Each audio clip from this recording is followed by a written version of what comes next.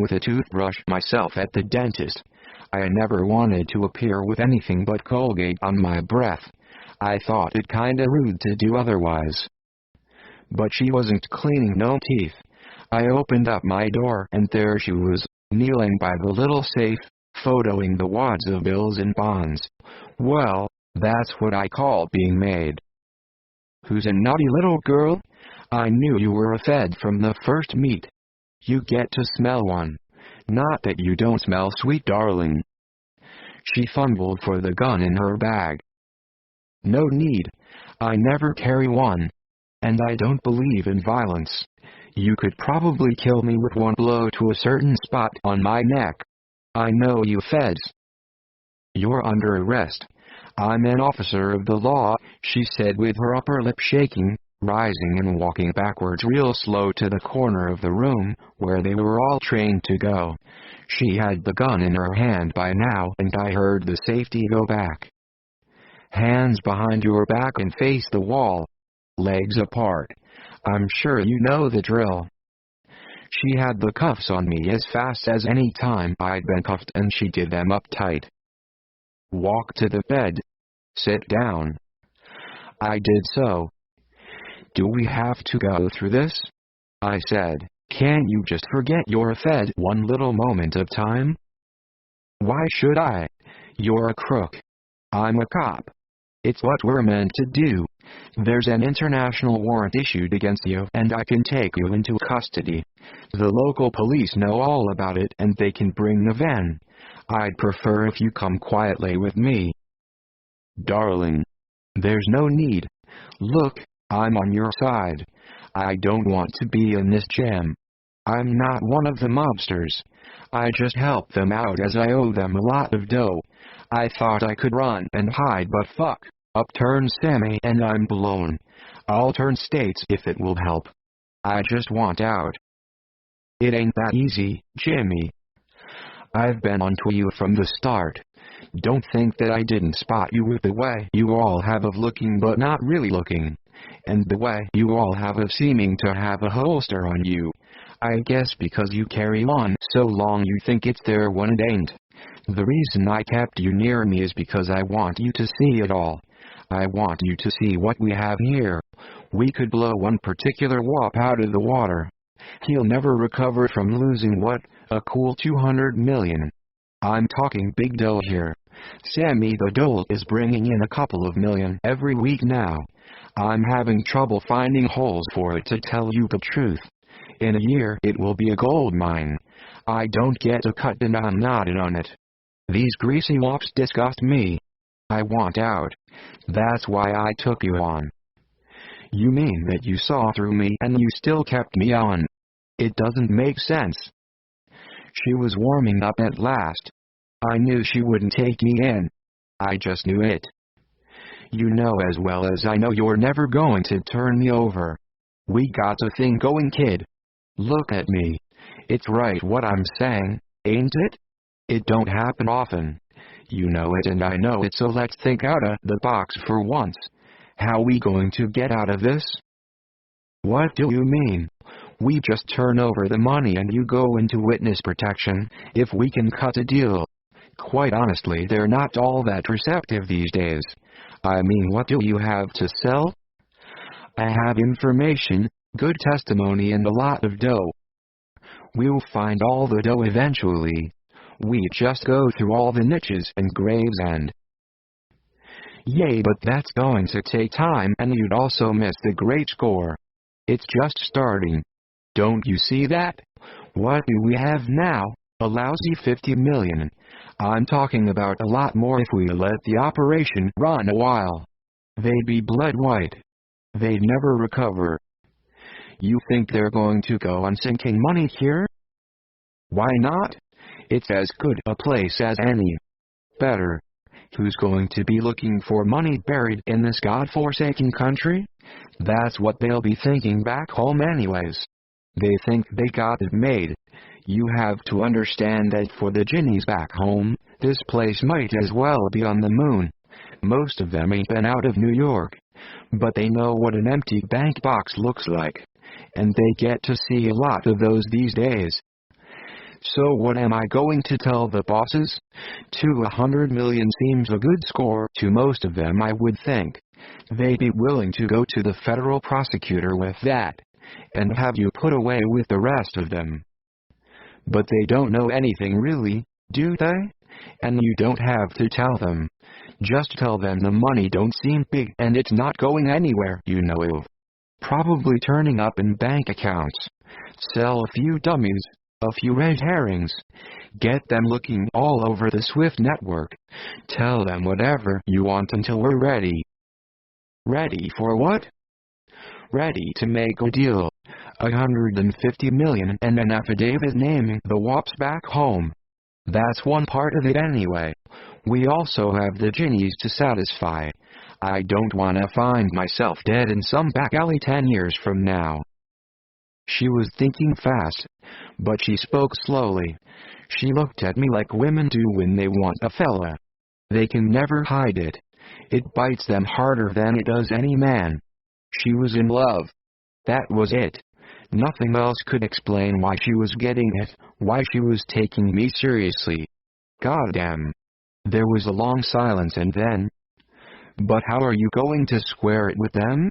They're mighty suspicious, I think. That's the hard part. But in fact it's kinda easy, what with all the goons and dopeheads and chiselers and grifters around these days. All we really need is a third party. A fall guy. Or guys. A whole lot of fall guys if needs be. We need someone muscling in on the whole setup and running off with the money and bonds and pills and powder. The whole shemozzle. Christ, you got some nerve, Buster. Satisfying the mob in Washington is going to take a whole lot of thinking out. And don't you think that just one suitcase, might go missing along the way, and you and me might just sail into the sunset together? She just sat there frozen like something caught in the headlights one dark night. But she wasn't going to be hit. The headlights held her sure, but they weren't no headlights. They were warm sun. Some moments everything makes sense. Even to women. Even to feds. You're one smooth operator, she said at last. That was before she put her gun away and undid my cuffs and lay down with me. We just lay there a long time and nothing happened. Downstairs we could hear some meatball baguette seller or bicycle hawker pass by with his recorded megaphone sales pitch going. Then she turned to me, shuffled towards me and kissed me. "Your maid," I said. And she knew she was. Giulia. When you're in love with a guy, any guy, you're his all the way. That's how I see it. I knew I had a lot to lose though. I was 25, attractive, and I had gone all the way to the FBI. Mom had a big picture of me in my uniform over by the TV and she probably looked at that more than she looked at the screen. Man, was she proud. I oughtn't to have been in that much of a hurry to find a guy, and anyway, who needs a guy these days if you have a career? And look at the guys I could have chosen. There were lots. Striving guys, honest guys, dull but kind, cute guys, sweet guys, academic guys, slightly geeky guys. And I had to choose a short-aging crook. Okay, he wasn't exactly tiny and he made up for it anyway by being broad. And he wasn't exactly a crook. He hadn't even been arrested. Not once. I couldn't believe it. I ran his real name and his aliases through the system and it came up with nothing. I hadn't even named him in my reports, so he didn't come up that way either. I only referred to an unidentified male and I still had to write up my employment with the funeral parlor. I was wondering what angle I would give Jimmy and how we could swing it to get him in the clear with Washington. That was my main task. I had to keep the operation running. All the pay dues were getting me down though. I still had a stack of them to deal with in the meantime. The sooner I got them nailed and papered and in the can, the sooner I could work exclusively on Jimmy's plan. But yes, they were irritating. Like this man. He's a real fiend, but he comes across as Mr. Nice Guy. Fat and over 60, he's befriending all the little boys out there in Siem Reap, and because he's thousands of miles away from home, he thinks he's invisible, like all the paytas. He first came on the radar when he was doing video conferencing with the Cambodian mothers, preparing his trip so to speak, back there in Charlottesville. Yes, he was a good old boy and even a vet of sorts. And there he was in the videos with his pants down and stroking himself and watching little kids show themselves in disgusting poses. And he thought no one would be listening in. Turns out he's chatting to a horde of people with similar sick interests all over the world and sharing his candid little photos with them in exchange for candid little photos in return, all delivered from guys in Tunisia, Turkey, Angola, Canada, Thailand, Kenya. He's using his own brand new little Metphone date card in his phone in Cambodia, and man is that personal hotspot going. This guy has to be shut down, and the usual drill is this. I bring 4 locals with me in a van and we give the guy the 4:00 knock and seize all his stuff and cart him off to Phnom Penh. There he first goes into the local clinic so he can get a first shock if he's a novice and it's his first pinch, or just to get him to cool down if it's not. Mostly these guys have been arrested a dozen times, and they even have a local lawyer prepared and retained, who usually springs them because he knows how to do it and who to grease. That's bad news for us because at that time the culprit usually makes a run for it and is never seen again in our jurisdiction, turning up months later in Vietnam or Laos or Burma, but mostly Thailand. Yes. You can get his name on a stop list, but the borders are porous and a few $100s goes a long way. This one is a novice. How he got this far is anyone's guess. I suppose he looks quite harmless, and the kitty fumbling he does ain't that violent. When we arrest him he fills his pants and has to change them. That's kind of giveaway that you're dealing with a first booking. He has the usual digital camera and date sticks and dildo and little faded Polaroids under his pillow. He cries all the way to Phnom Penh. Then there's this young British guy working at the orphanages. He moved around a lot, but we finally found him. There are dozens these little NGO operations, mostly legit but attracting paydos like sugar does ants. They're all over them, touching the kids, tucking them into bed, fumbling for the soap in the bath, putting them on their knee and giving them long friendly hugs under the covers in their room if no one's looking. You'd be hard-pressed to get testimony because the kids don't know no different. The pedo mistreating them is the first bit of anything like love they've ever had, even when it's so gross and disgusting. You could never get them to testify against Nice Julian or Andrew or Peter. They did nothing wrong in their eyes. And even when we demonstrate what Nice Julian, Andrew or Peter did to them, they don't see it as bad in any way. It's just normal. Mike. Jimmy again. I gotta tell you about someone who got involved with us. Not that he knew much about it for quite some time. He also brought about the end to the story almost. He almost wrecked everything. People, even the ones you think you can trust, are unpredictable. Just one of them can throw you under the bus. Mike Fleischer was an old, wrinkled, shrunken American veteran. I came across him in a Thai restaurant in Samduk Chakray Pon Street. Nearly all the streets in Phnom Penh are arranged in easy straight crisscross with each other, and all the main roads run parallel to the river. It's difficult to get lost. Samdak is a funny kind of street to ride up on a bike or motorbike or even a car. One side of the road is as rough as hell whilst the other is smooth and easy going. I used to wonder how it got that way. Maybe the right-hand side, the rough side, had just worn down over time and never been repaired. It's the natural side of the road to use, right? Like a lot of the roads in Phnom Penh, it hasn't really been looked after in 20 years. It's a one-way street all the way up to the Central Market, that Art Deco thing the tourists all get a boner about, but for me it's just so-so. Inside they never have what you want. In any case, Halfway's up the street, halfway's is from when it gets interesting, after the street with the Indian Embassy in it and the big Sheraton thing with the gigantic wall video screen, there's a Thai restaurant where they serve safe, kinda toned down meals for $3 a throw. Mike was always there at lunchtime and always eating the same thing. I could never find out why he did that. Fried egg sunny side on top of some kinda spiced pork, and that was that. He never changed all the times I met him there anyway. Whatever.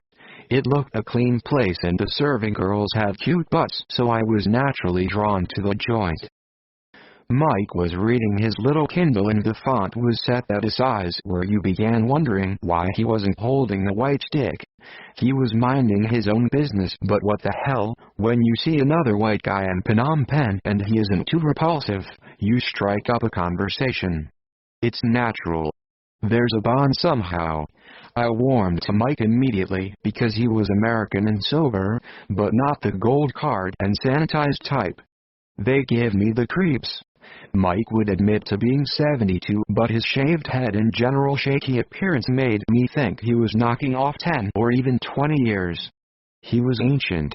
A veteran of Vietnam, but he'd been in the Navy of all things. Did they need the Navy in the Vietnam War? I can't for the life of me remember any sea battles with the Viet Cong. Most of his stories weren't about the war though, they were about him being in the merchant marine and his life as an engineer and handyman and brothel creeper. Mike was a very dirty old man. He would tell his doctor he kept fit that way, through sex, and they always got to 20, the wenches that is, as he called them. He liked them young, about 18, thin as a lathe and available for cash. Speaking for myself, I never could go with the hookers. It kinda hurt my pride, know what I mean? Okay, when I got to know a girl, I would peel a few notes of my billfold for them, take them out for meals, buy them little presents, but Christ, I could never do what Mike did. For him, Phnom Penh was just one big brothel.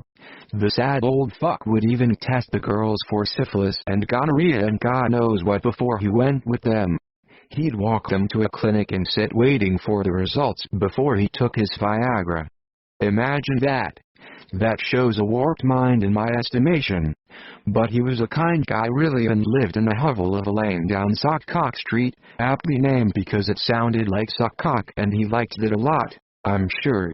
His place was nice inside. When you finally arrived, when you had dodged the dog shit and the people shit and the peeling walls and the puddles everywhere and the plastic plumbing disgorging who knows what along the lane, where families squatted in shanty little rooms, gambling, cutting hair, making clothes or just staring out onto the dark grimy lane and its assortment of kids, cats and motorbikes. What possessed him to live in such a slum, I'll never know. His place was rather nice though, because he had made it that way. Up on top of the creepy flaking stairs. A little kitchen was just inside the rusty iron-grilled entrance, then a bathroom off to the right and way above your head some of Mike's mounds of stuff because he was a dealer in prehistoric items, paleontology, that kind of shit, like arrowheads and Bronze Age tools and weapons and molds and tobacco cutters and gems and brass ornaments and carved ivory and everything you could imagine you might see in an antiques and curio store. I don't know if he was ripping the country off and I didn't ask too many questions in that direction. We all gotta make a living, you understand. I'd been invited over to Mike's place down the shithole alley, but not too far down, because my shades needed mending. They were sunglasses I'd bought at a decent price in Vietnam. The problem was my head is kinda broad and always the hinge on the left side gives out on any sunglasses I wear. Pity to throw them away though. Mike looked at them the way an artisan looks at them, you know, a watchmaker or optician. I quickly saw skill in his eyes and fingers. In his large blue-floored living room, there was a lathe, vices, a whole workshop with an array of tools you never see anywhere these days, not in someone's home anyways. He was a clever guy, but as regards his intellect overall, I could see that all his books in glass cases, there were hundreds of them, were the trashy fantasy and sci-fi sword. For me they're numbskull fodder. And he had the TV on when we would call round, watching the kind of movies and TV series that make you cringe or reach for a bottle to put up with them. His blue silk bed with the blue mosquito net was his prize though, just before you got to the living room, and no doubt many barely legal and quite illegal girls suffered a fate worse than death under his sagging nutsack and cheerless-fueled wiener there. Maybe there should be a maximum age, not a minimum age for sex. Mike should have stopped years ago, but his morality was just the bent type criminal operations need sometimes. He didn't ask many questions when we brought the odd job to him or asked for tools. He was on some kind of grift too, I was sure, with his trade in archaeological treasures. Maybe he thought we would inform on him if he didn't cooperate. Whatever. "You're pretty well fixed here," I said as he fiddled with a tiny screwdriver at the hinge of the sunglasses. "You should have seen it when I moved in. Bought the place for $50,000. It's worth a lot more now. Take the roof for example. It looked like egg cartons had been stuck on it the whole length. Soundproofed. Like the windows. You know that material isn't glass exactly. It can stop bullets. It's synthetic and as dense as diamonds. Shuts out everything. Why all the tools, Mike? Must say it all looks pretty good. I used to be a Mr. Fix-It. Know that chain back home? You could take anything at all to be mended. A toaster, a kettle, a TV set. I virtually started a chain. Somehow I can fix just about anything. That's always been what I can do. And you like to do. Yay, that and wenches." He strode to his balcony, just a few floors up and lots of street action below. Little climbing ivy pot plants to lend him shade and seclusion. Somewhere down the street a karaoke session was warming up, or maybe it was like that all the time. Fuck them. See down there? 10 years ago even, after I arrived from Thailand, there was a whole row of brothels there. Now it's all shops. Time's moving on. I used to call in the afternoon mainly as I couldn't stomach the Thai restaurant's bland kinda grub much and watching Mike shovel in his bit of minced pork and egg every day. Mike was pretty dead on his feet, so it was always a bit difficult getting him to stir from his little lair. He was also rather deaf. I knocked hard on the door or rattled his padlocked grill gate. Then the door opened and like a walking corpse he shuffled towards you.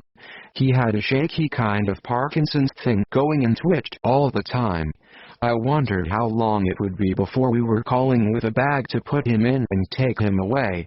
But he was good for a talk and a tea and one of his Californian sandwiches, bacon, avocado and cheese. I never saw him eat real vegetables or fruit. I never saw him eat a real meal. It was always a snack with lots of mayonnaise, fatty and calorific, but he never showed for it. His body was definitely on the way back to the loam. It was just a question of time. All the girls were a last thrill on the way to the cemetery. I told him that. "So are you." "What?" he said. "Moving on. On your way. Like all of us. Maybe quicker than most. To tell you the truth, I always think I'm going to croak in my sleep when I get into bed every night." "Don't talk about it. You'll make me ambulance chase you." "What do you mean?" "I'm in the death business. Mortician. Funeral parlor and all." "Christ. How did you get into that game? You don't look the type." "Well, we all gotta eat. And it's kinda interesting. You wouldn't believe the situations people get themselves into. It's something else." "Such as?" "So many croak on top of a broad, it ain't natural. And they're mighty big guys. The girl can't get out from under sometimes. Look what happened last week at the Royal Mount Hotel. A huge fucking German. Got like a pregnant elephant. And he just freezes and quietly slips away. No panting, no groaning, as sweet as a baby. Filipina under. Guess he liked their big asses. She's ready to give out too, but somehow manages to get her hand to the house phone. The staff appear and try to roll him off, but the little girl under is going clear by the moment. Finally the hotel security guard comes in with a plan and wedges him off her so she can at least catch a breath. Then 3 women and the guard push and roll him over. The thud cracks a floorboard. We've had to add it to the bill. Peter was a creepily similar-looking guy to Mike, who used to call at Mike's to get his laundry done with his sweet Cambodian girlfriend Saren. I quickly began to call her Rap. Mike's important to the story because he's the one who did all the ambulance chasing and canvassing, and he eventually gave us so much custom that we got into big trouble. He was from New Zealand, and whereas Mike looked a zombie, Peter really looked like a ghoul. He had something called tuberculosis of the spine and brought a crutch with him as he had trouble walking. He had lived in Thailand for 10 years and more and arrived in Phnom Penh. So his story ran, because the country was boring him and his 2 mates, one a Scotsman and the other an English guy, both of who had quickly faded from the scene because Phnom Penh is just different, but not interesting.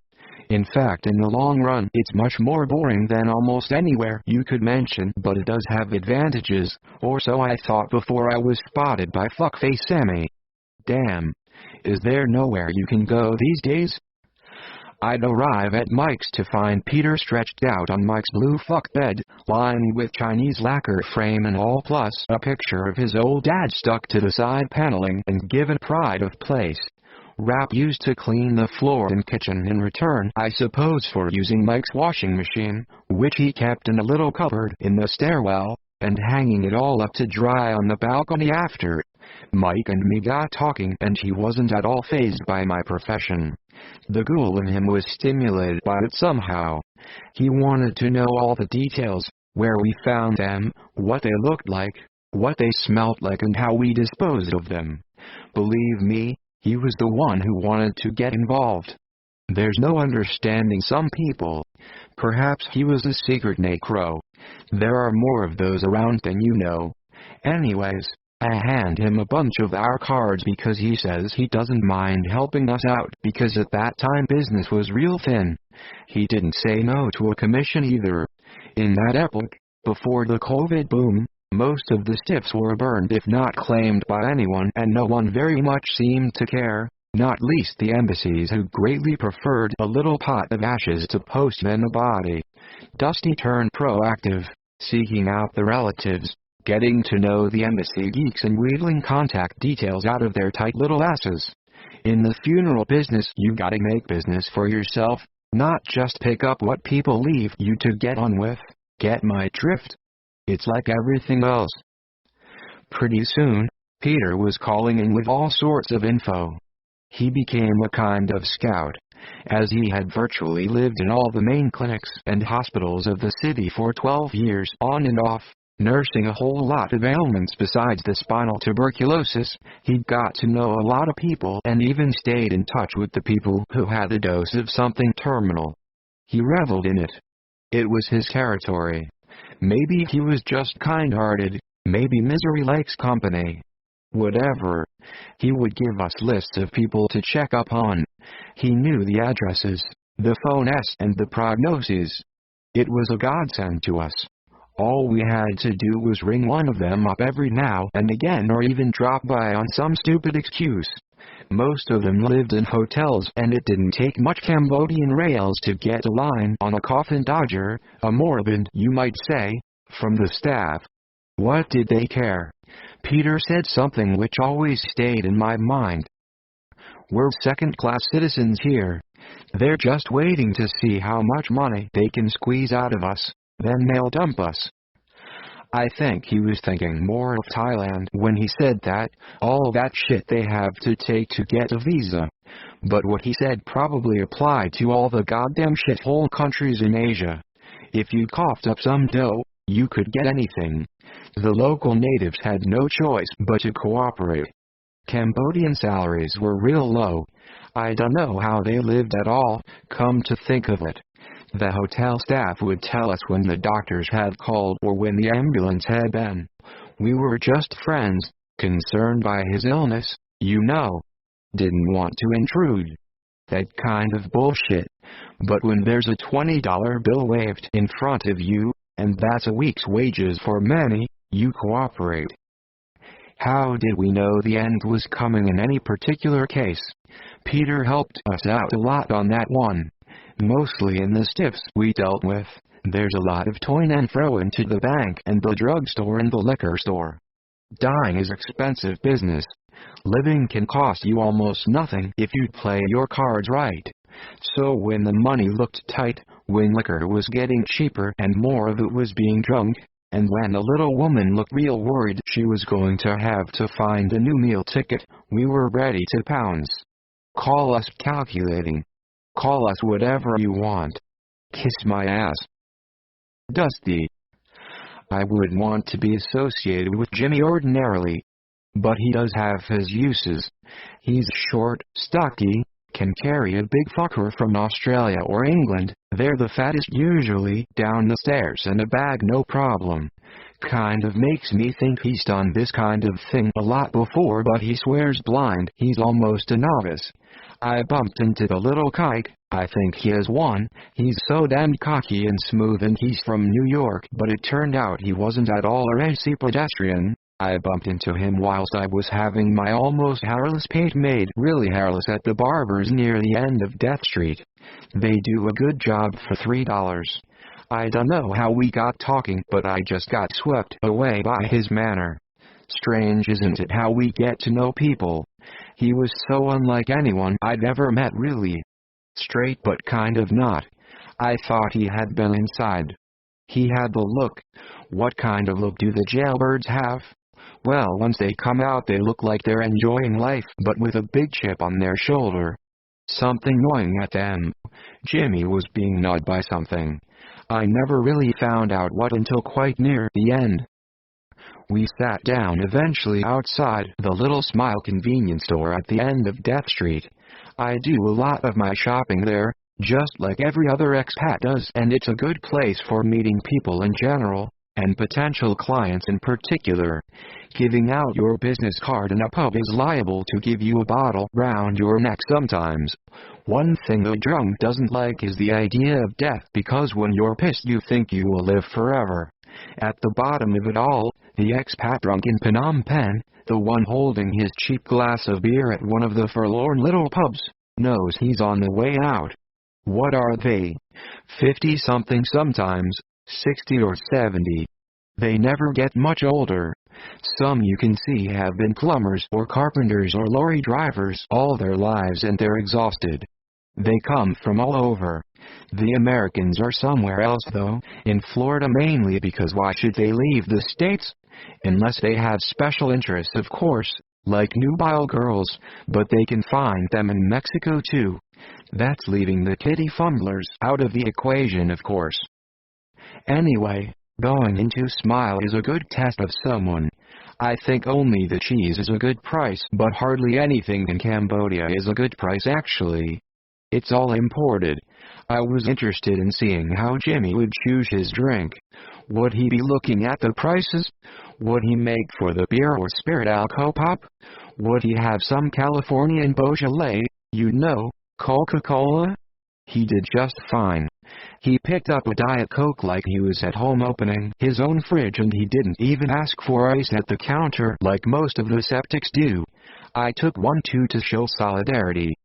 So far he looked good, not shoddy, not short of cash, as he bought my drink without so much as a flicker and treated a local currency like toilet paper, rolling it and not even adding it to his little metal bill holder, which I thought a bit showy. But the Americans are different, aren't they? Thought I would reach for a Jim Beam? He said, like most of the Yanks. What do you call us anyway these days? I heard a lot of names. Shermans, septics. Seppo is quite good. But that's Australian. Damned Aussies. You know how they keep their balance? Tell me. They have chips on both shoulders. Well, you'll be dealing with quite a lot of them. But no problem. They're mostly dead. Their relatives can be a pain though. Some of them talk so broad. You'll have trouble understanding them. How do you fare with the Brits? They're okay when they ain't snooty and stuck up. I kinda get the idea that they think all Americans are as dumb as George Bush and Ronald Reagan. Or Donald Trump. He ain't dumb. He's just evil. Glad you say so. I couldn't stand having someone around who liked Donald Trump. I met one the other day down by the river. Young guy actually. No coffin dodger. He said the US was actually going socialist. Giving money to all the immigrants. I had to laugh. Socialism in the US? You mean like free hospitals and index-linked old age pensions? Death benefit? You get that in England? You sure do. It's the last goodbye of the welfare state. From the cradle to the grave. Britain has you covered. Sounds kinda nice. Not if you're alive and kicking. Then the government takes you to the cleaners. And not if you're in the armed forces. Then they shit on you from a great height. Where did you serve, Dusty? Germany, Gibraltar, Brunei, Falklands, Hong Kong. All the outposts. Even made it to Ascension once. That was before Iraq finished me. Finished you? Yay. Couldn't take the betrayal of it all. The uselessness. Killing for killing's sake. Young boys our side and young boys theirs. A complete and utter waste fueled by a lie, big lies. But as you know, the bigger the lie, the easier it is to sell it. He nodded. Were you ever in the military, Jimmy? Nah. Never interested me much, but I know a lot of fellas who joined up. All glory and mud and guts. Some got wasted. Maybe you knew them. I didn't have much to do with the Americans. We are just the auxiliary force. Kind of cheerleaders. Prostitutes, some would say. Just then a few of the candidates, as we called them, the men who would most likely fall into my hands, walked past. Jowly or wizened men, tattoos now miasma on shrunken flabby forearms, with the curling ears and visible wiry ligaments on the back of their necks, panda-eyed men ready for the shredder. Beats me why they come to this particular town, I said. Seems to be either baking hot or raining. I guess it's easy on the pocket. Thailand has got a bit more difficult for the expats. Then he said it. Just came out with it. You wouldn't be looking for help, would you? And that's how it started. He just took to it like a fish to water. Nothing really fazed him. Just after we had dealt with the first job, a huge guy who actually died in Death Street, we were called out late at night in the pelting rain to a place near the Olympic Market, which was just like his friends, the dirty old man's place, the mechanic as we called him, but even worse. God, it was a midden. A cesspit and a rabbit warren, the kind of place you imagine but rarely meet, thank God. This one had just dropped dead with a heart attack whilst his helper girlfriend was in the kitchen. She hadn't heard a thing, not a gasp, not a rattle, and he had hit the floor gently, shoulders and fat arse first. The bottles were on the table, Newcastle brown ale, but where he had gotten them from I don't know. Nuki Brew is a filthy heady tincture that can have you under the table drunk in a matter of half an hour, but our man wasn't drunk. He must have seemed that way though. Perhaps that's why the little honey had not worried too much when she came in from the kitchen. No doubt he had collapsed a number of times before. She had turned on the TV, thrown a blanket over him and made a few phone calls on the shaky little sofa with its grimy cushions and assorted coffee stains. You hoped, but they might have been worse. She had tapped him on the shoulder and tried to get him to bed, but then she realized that he would never be getting up again. She rang her mother first and she came round. Then they rang the police and naturally they passed the buck to the British Embassy and they passed the buck eventually to me. They are great hurrahs at the embassy, of course. Plummy voices, officer class, so I didn't mind being talked down to all that much. This guy was definitely a burner, but we had to put him on ice anyway as matter of course. He wasn't all that tall. Problem was we didn't have a body bag handy. In the confusion, it was way past midnight when we got there. We'd just forgotten it. All we had was some cardboard boxing that had come off a large fridge delivered to us a month ago and which had been placed in the van as a sort of padding and floor mat. It was already getting grubby, but never mind. In the pelting rain, and in Cambodia it really pelts, we carried the box containing Steve. We always called the Brit Steve, the Americans Joe and the Australians Bruce, who had not gone rigger. He made a nice curving thing which might have been a rug or a big curtain. The puddles came up to our ankles and naturally our thin plastic raincoats were no help against that. You also sweat inside cheap polythene worse than any downpour sometimes. We just got to the van when I discovered that I'd left my bag, the work bag that is, containing the van keys, in Steve's rooms and I made my way back to retrieve it.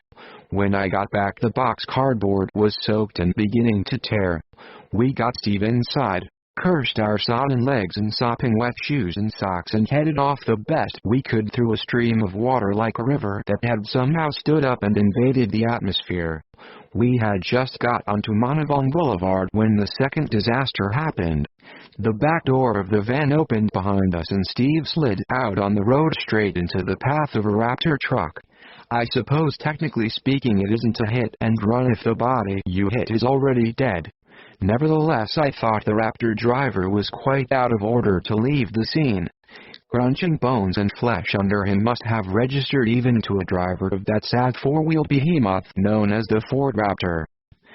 Corpses don't bleed too well, so we wouldn't be leaving all that much evidence. It was all quickly washed away by the torrential rain anyhow. That left the meat. Picking up the body pieces was the worst thing I had done up to that point, but for Jimmy it might have been what he would call a walk in the park. It was at just that moment I think that I knew I had a partner. He could have been a pork butcher in his storeroom. The Raptor had torn open Steve's midriff, exposing the ribs and innards. The head had gone too, and that was the first thing to be bagged. One leg had been torn off and there were other bits to be collected, toes, bone splinters, an eyeball. Drivers passed us quite oblivious. If they saw anything at all, it was just another disgusting Phnom Penh scene in their minds. A driver could see very little in the flood of the Cambodian rainy season, solid sheets of water, drowning everything, immersing everything, soaking you in the moment. All in, Jimmy said at last as he swung the van door closed and tied some rope around the handle. We incinerated all the bits of Steve immediately we got him. Of course we were taking a risk. Who knows if the sordid man didn't have rich loving relatives back home in Middlesbrough or Sunderland or wherever he had sprung from. It was often a gamble deciding what to do. When the surge began, when we got to have more flesh to deal with than we could handle, we had to gamble even more. Mostly we got it right though. If there were any quibbles, we could always cite the force majeure of local regulations or the iron CLAD excuse of native inefficiency and confusion. Jimmy slotted right in there. He was a pro. Level-headed. He could even be charming. I must say I got jealous of his relationship with Cherry. It was obvious they had a thing going. But what the hell? I had been color-struck for a decade. Western women just didn't do all that much for me anymore. So I let it all be. The really nice thing I liked about Jimmy, later it was a different matter when I discovered what was really going on. The nice thing was his attention to detail regarding the columbaria niches and the personal things we stored in them. What a kind person he was, gathering the memorabilia, the whatnots, the keepsakes and even the slightly valuables of the deceased into a little silk bag and then a nice steel box. He sealed the box, never in my presence for some reason, but later of course I got to know the reason. The annoying thing was that people generally had so much stuff. I thought it would be best to gather all the books, papers, clothes and just send them off to the Salvation Army. But no, he was quite insistent on that. It's only right, Dusty. It's being considerate and showing respect. I wouldn't want to be all alone in a little concrete box forever. I'd like some of my things around me. A radio, something to read, my glasses. He was only half joking. Perhaps it was a Jewish thing. Respect for the dead. I never lost the impression he was a 4x2. It's a way all the New Yorkers have, like always replying to a question with another question. How you feeling, Jimmy? How am I feeling? Where are you going? Where am I going? That kind of thing. As said, the dreaded pandemic changed the game for us. We were picking up from the hospitals and from hotels and residences 2 or 3 times a day at one point. These guys had no chance without vaccination, and at that time the government was in the dark about how to do it, begging every country around it and far from it for vaccines and masks and oxygen and respiration machines. They thought lockdown was the solution, and it wasn't. They thought isolation and tracing and quarantine were answers, but they weren't either. We got our jabs privately before anybody, and we got through so many masks and gloves. I couldn't tell you how many. But we survived because there's nothing worse than sitting around on your ass doing nothing. The logistics got to be daunting though. There just wasn't enough space to store them all in the Mekong rest home. We bought the biggest freezers and had them standing in the garden behind the house, but soon they were full. I thought of building one of those walk-in butcher storerooms, but the costs were prohibitive. I asked Jimmy and he said he knew someone who might help. He meant the dirty old American man down Sockcock Street. Any light in a storm. Turns out this man is a self-taught jack of all trades, and he had been through a lot in his life. Vietnam included. Nothing shocked him. I guess dead people didn't shock him, as he was kind of dead anyway, and what could be more disgusting than having sex with a rotten old bag of offal and bones like him? We once came round to his place and found the door shut on us. He was inside screwing some girl, and when she emerged she was what Jimmy would call a real skank. I would call her a wizened skinny slut. But not as wizened as the dirty old man. And not as old either. I guess she was only 30. Oh God. How desperate some women must be. Sucking on that old shrunken gray-haired old dick of his. No cadaver could ever fill me with that kind of disgust. The old guy was useful, however. He had wrenches, pliers and more than a few chisels and hacksaws. Usually it was possible to truss up corpses well with the help of those belts they use in the freight forwarding industry. It's important to do that when the bodies are pliable. Trying to do it when rigor sets in is a cacophony, because all the bones have to be broken and the cracking sound really grates on even a pro like me. Am I being too sordid? Look, let me tell you straight right now. You're just a piece of meat once you're no longer breathing, and if you think there's any more respect out there when you're dead than there is for you when you're alive, I can tell you there isn't. Just look how people are dealt with whilst they are living. They're pushed into tiny houses, down crowded pavements, dodging the parked cars, then they're squeezed into a crowded underground train or bus. Then if you want a holiday, you're sitting with your knees up your nose in some airplane just like a battery hen on the way to be slaughtered. Well, the news is that when you're dead, it's much the same. But there's no longer anything nice about it, except when you're neatly laid out in a coffin, but that doesn't happen too often to foreigners here in Cambodia. It's a dreadfully expensive business transporting a body to the States or to Europe, but yes, we do it. Usually you can judge who might be transported when you pick them up. Sometimes there's a grieving relative around, just flown in, and the place you pick them up from is a good guy too. You can always tell a moneyed address, the comfort, the quiet, the furniture, the clothes in his wardrobe, and the honey or the boy he has running around. Yes, there are quite a lot of the Marmite marauders on our books. I've been around and spent half my life almost in the forces. Nothing much in that regard shocks me. One guy had a permanent erection because he'd had an operation to make it that way. Some sort of implant. Whatever. He must have been happy whilst he was alive and worn a lot of loose clothing in public. At least you hope so. You can also tell if there's money and the prospect of transportation by looking at their teeth. Any gold around, and is there evidence of a lot of care given to them? The toothless are nearly always ready to be burned. Be warned, guys. If you want to be treated with respect by the body snatchers, look after your teeth. Anyway, transport was a real bind in the case of the burial stiffs, as you had to have them embalmed immediately, and that is expensive anywhere. Sometimes we embalmed people then had to burn them. That's a great waste of money and we can't really charge it to anyone. You get to have a fuzzy logic feel for people after a while and know who's going to be transported. As I say, not every airline does it, and usually it's via Bangkok for the long haul.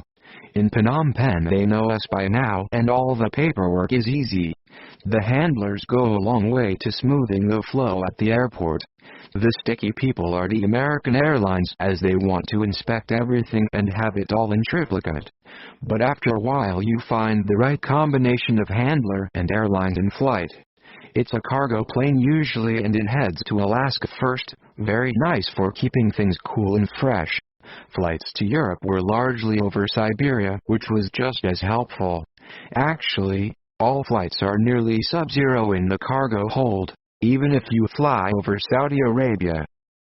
Anyway, as said, there was a surgeon Jimmy and I had our work cut out to accommodate all the stiffs, as he called them, but I always tried to call them Mr. Steve, Mr. Joe or Mr. Bruce. There were other nationalities, of course: Norwegians, Swedes, South Africans, Italians, Russians, very difficult to deal with, and French. They were always Marcel. That's where the dirty old man came in handy too. He had a kind of utility room on his door, a combined toilet, freezer and all-purpose storage space. He also had a kind of mezzanine floor with another freezer because he bought everything in bulk like a lot of Yanks, and when it was emptied of the few sides of meat and buckets of ice cream and packs of vegetables still lurking in it, you could fit 4 or 5 truss bodies in it. The old man was very obliging. Everything reminds an old person of something else. Storing trussed-up boxes reminded the old guy of the time he had sat in a plane heading to Pinh Ho Air Base with 3 dozen body bags bleeding through their zippers, a stream of blood washing around his boots and the smell of cordite and dead flesh in his nostrils. What we gave him to look after didn't shock him. He was having a nostalgia to goo. Jimmy. This is how the Trinidad guys got involved. The Calypsos, as I called them, but there wasn't anything much they could rightly sing about. They were as rough as prison toilet paper. I dropped the hint to the Triad White Sox guy that there may be something in it for an independent operator and that I knew where a lot of powder could be got. Nothing to do with the mob. I could see the Chinese guy salivating as I spoke, if that's what they do. The Chinese never salivate for long. They're always spitting. Anyway, I got him going. I could imagine that he would want to bring what I had to say to the Triad gangs he was associated with, so I guess he put the word around, and who turns up? A real jungle bunny, a real pothead when he wanted to be, a Trinidadian, singing his words up and down a scale like some bad comedian impersonator, but he was for real right enough. He was dressed in a lightweight suit and had a fedora on over his sunglasses. He could have been a Tonton Macaoot, you know those scary guys in Haiti? Some of them made their way to the Bronx in the old days and went around telling people to pay up or else.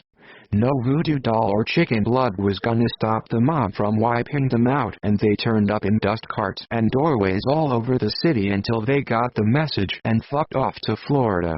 There's always room down there for one more drug pusher after all. The guy was called Joseph Rampersad, he said, and in the end it turned out he really was called that. I mean when the feds got him in Miami trying to hitch a ride to Cuba of all places. He reckoned that Havana was the safest place to be with the mob after your ass. Maybe he was right. But when he had told the feds everything, they let him go. That wouldn't save him from the mob, and of course it didn't. Getting the mob after his ass was going to be easy, I could see, but you never know with anyone really. Take the cops for example. Just when you think you've found one as rotten as hell, he turns all legit. Joseph was waiting in the lobby of the hotel and had called me up the day before to make a meet. I took him to the little coffee shop on the corner with the tinted windows and the nice Arabica coffee. He had the big white teeth and the curly stubble all over the bottom and sides of his face. He looked like something from The Lion King, but I said nothing. No doubt we honkies also amuse the blacks. I'm not prejudiced, but I do have my preferences. Personally, I wouldn't have trusted this guy with a pail of garbage. Here you was setting up some time of your own out here, he said, lighting up a menthol cancer tube. I hate smokers. Can you stub it out?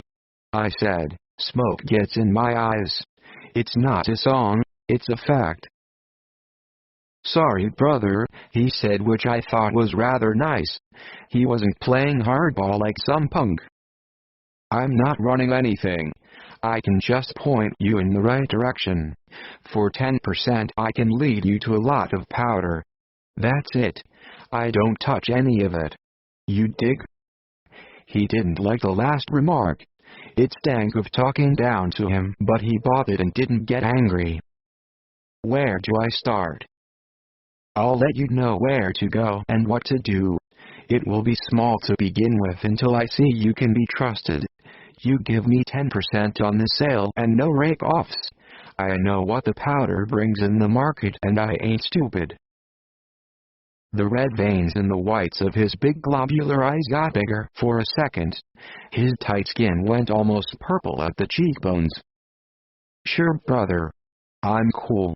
You have the product, I have the dough. He tapped his cigarette packet with his long, strong, yellow-tipped fingernail. He didn't light up. Where are you based? I asked. Bangkok mostly, but I fly in and I fly out all over. That's what they calls me. The Fly. But I can get to be a real mean stinging wasp if anyone cross me. He smiled a big one this time, and I knew it was a threat. They always smile when they're dropping their weight on you. You ain't got anything to worry about. Just keep it quiet. It ain't anything anybody needs to know anything about. Not our friends in New York, not anyone out here either. Get it? Got it, brother. Got it. How do you get a name like Rampersad anyway? You don't look Indian. Brother, I don't know either. Some people is called Williams or Charles, some people is Ali, lots of people is called Mohammed. Some people have Indian names too. That's Trinidad. We is all mixed up and we is all fucked up. Another broad grin like some toothpaste commercial. But it was real friendly this time. The arrangement with White Sox, the Chinese hooligan, was that he would come every month to pick up the powder which I left it in the cemetery by the temple. I never really wanted to go near it. But needs must, as they say. Heroin is a disgusting substance, vaguely smelling of vinegar, not like cocaine. Good cocaine has a sweet flowery smell. Sammy in his beautifully subtle way put a large Sharpie H or C on the bags just to be clear. The white crystals were meth and the orange pills ketamine. Each bag was subdivided into smaller bags and still smelt of the coffee they had been stored in to confuse the sniffer dogs, but they never confused the dogs really. It was easy to take a few bags of each and a few hundred pills and stuff them into another bag and place them in a different derelict tomb in the cemetery. God, I hated doing it. But now I knew the feds were Giulia. Yes, she had told me her real name eventually. I didn't really feel under any pressure. The trick was to get Joseph to go there in the daytime and to set up Bluetooth pinhole cameras. We got him each time he swooped to pick up the goods. I was getting to be a real expert in camera work, and eventually we got some fine pictures of Joseph swiping and carrying off bags of goodies. "Think they'll buy it?" asked Giulia one afternoon in my room, lying back and sipping a tonic water from the fridge. How she could drink tonic without vodka or gin or something was a mystery. I just drank Diet Coke. "They'll have to buy it because that's what's easiest to understand. Those mob guys ain't all that subtle. They understand greed and theft and punks muscling in on their rackets. They grow up with it. So when do we spring the trap? I'm having to make up some silly-sounding reports at the moment. Like you have nothing much to do with anything.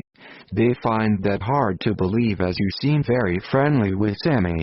And look at you, you greasy hunk of beef, you look made for the part. Sure you have no wop in you?" "Just a small part. Maybe way back in time. By mob standards I'm a mongrel and they don't like mongrels." She put her naked leg over mine, her familiar "come on but," you know, after a while a guy needs to calm down and conserve his energy. Women can bleed you dry of initiative. I had to spiel out where we were with the scheme. It had been bothering me a lot. "It's getting to be complicated right now. I'm pretty busy with the legit business. I have to stay in it. When the time comes to collect all the dough, it will be a lot more complicated if I'm not an actual mortician. Do you have any idea what it's like out there right now? We have 6 bodies stashed one place, 10 our place and 5 somewhere else.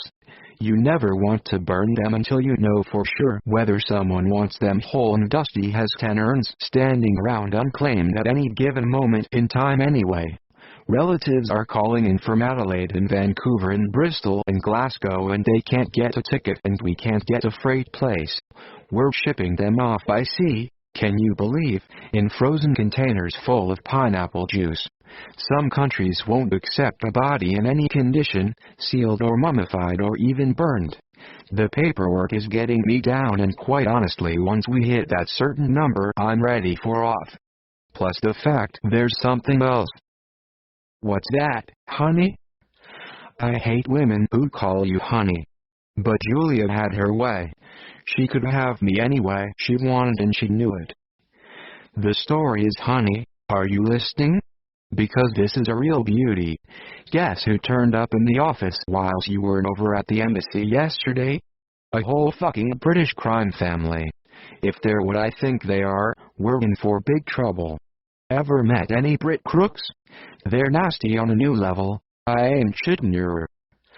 I was referring to the fact that just that late yesterday afternoon, 4 men ranging in age from 20 to 80 had appeared in the office looking for their Uncle Arthur. They were a real set of bruisers, ugly in an almost picturesque way, like Max Schmeling or some such. Too much eyebrow, too much chin, and you suspected they all had hairy tongues too. You could see in a moment they were related and a sort of distinct type of humanity, almost a separate species, all over 6 feet, all over 300 pounds. Even the younger one, but the granddad had shrunken a bit and was possibly only 275. Their big shiny shaven heads caught the overhead lights like small ponds in the moonlight. You could almost hear the pitter-patter of their voluminous acrid sweat hitting the ground, or was it the sound of their knuckles dragging? I'd been watching the nature film the previous evening with Giulia. It was about bees. When a worker bee discovers a good source of nectar or pollen, it will return to the hive to perform a waggle dance to let her fellow bees know where it is. A bee performs the waggle dance when she wants to inform other bees of a nectar source she has found. Sometimes they do a tremble dance. I was well on the way to doing one of those shortly after they burst into the office. What the fuck was this group of obvious hoodlums doing in Phnom Penh? And wanting to look at an almost 1-year-old cadaver? I recalled the case pretty well. He died peacefully in his sleep at the best Central Point Hotel, had Uncle Arthur, one of the Entwistles, but where these fuckers got their funny name from I didn't know. He'd been in Death Street over a year after being turfed out of Thailand like a lot of people at the time who didn't have the resources, the intelligence or just the willingness to convince the authorities that they were worthwhile bona fide retirees. Heart attack, said the death certificate, and there was money in a separate envelope to cover a decent burial as he had scrawled on it, so we had to find a plot for him. Difficult to do in Phnom Penh, almost impossible in fact, as the mainly Catholic churchyards were full up. We had to go out to Siem Reap, not the place near Angkor Wat but another town much nearer. It was a drive of 25 kilometers, and he had been put in a plot in a nice little church which had changed hands from Catholic to Protestant so many times no one knew exactly who owned it, which was good for us as we could withhold payment almost indefinitely. It was a nice big coffin, so I had stashed around 2 million in bonds in it at the bottom. I couldn't work out why they wanted to have a look at him though. He'd be in pretty good condition however, as our embalmer doesn't skimp on the fluid. Actually, he would be as hard as rock by now. What the hell could they be looking for? I had buried a few of his things with him. An ornate ashtray, a bottle opener in the shape of a buxom woman, a pair of his shoes. Well, I had to show something to Dusty before I stuffed in the wads of bonds, didn't I? I don't think they would be looking for any of that. Then I recalled the autopsy photos. He had a lot of tattoos. And something else, I couldn't remember what. Maybe I ought to get hold of the photos again and take a look. I decided to string along with the Entwistles. Obviously this was going to be kind of embarrassing for me. I would have to go out to the cemetery and dig the thing up if I couldn't persuade them otherwise.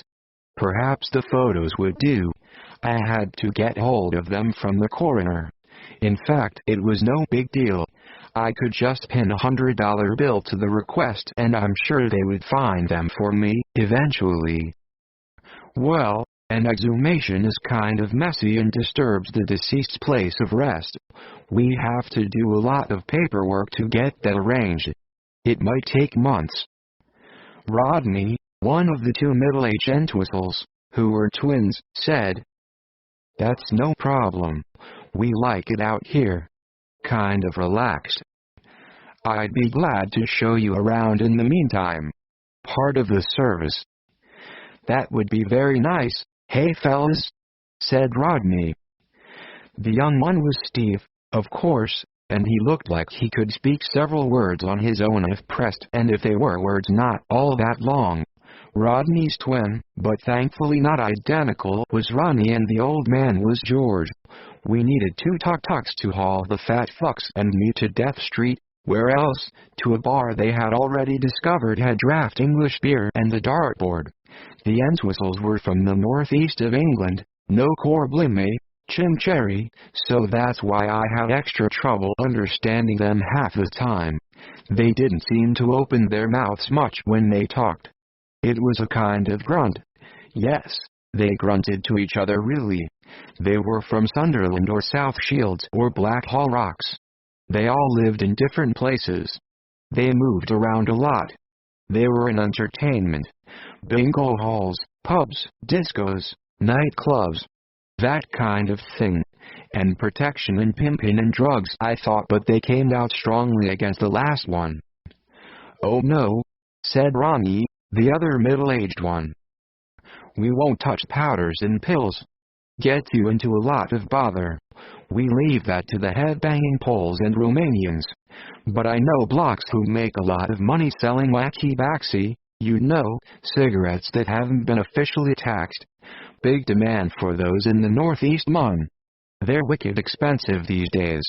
You're kinda like one-up wighoot being a millionaire almost. No wonder people are buying untaxed fags." "Yay," he said, fags. I had to explain what that meant to us, but they already knew. They weren't quite as stupid as they looked. In fact, they weren't stupid at all. I managed to persuade the Entwistles to disappear to Sihanoukville's beaches and casinos for a week whilst I got things sorted. It was going to be an exhumation and shipment to Europe, and we had never done anything like that before. Unless that is I could get hold of the photos and show them the pictures of dear Uncle Arthur at peace on a dissecting slab. They didn't do a great or thorough job in Cambodia. They emptied the stomach to see it wasn't a suicide, then they made a few incisions if necessary, that is if the death had been surprising in any way. But Uncle Arthur held no surprises. He was 75, a virtual chain smoker and hard drinker, and in many ways it was a miracle his kidneys, liver and lungs had held up that long. They had just written myocardial infarction as the cause of death on the sheaf of paper and photos I got from the autopsy office. The photos were horrible, of course. An English slime ball without his clothes is pretty hard to look at, believe me. He had a whole pile of tattoos, as I had remembered. Noticeable, however, was what he had on his shoulders.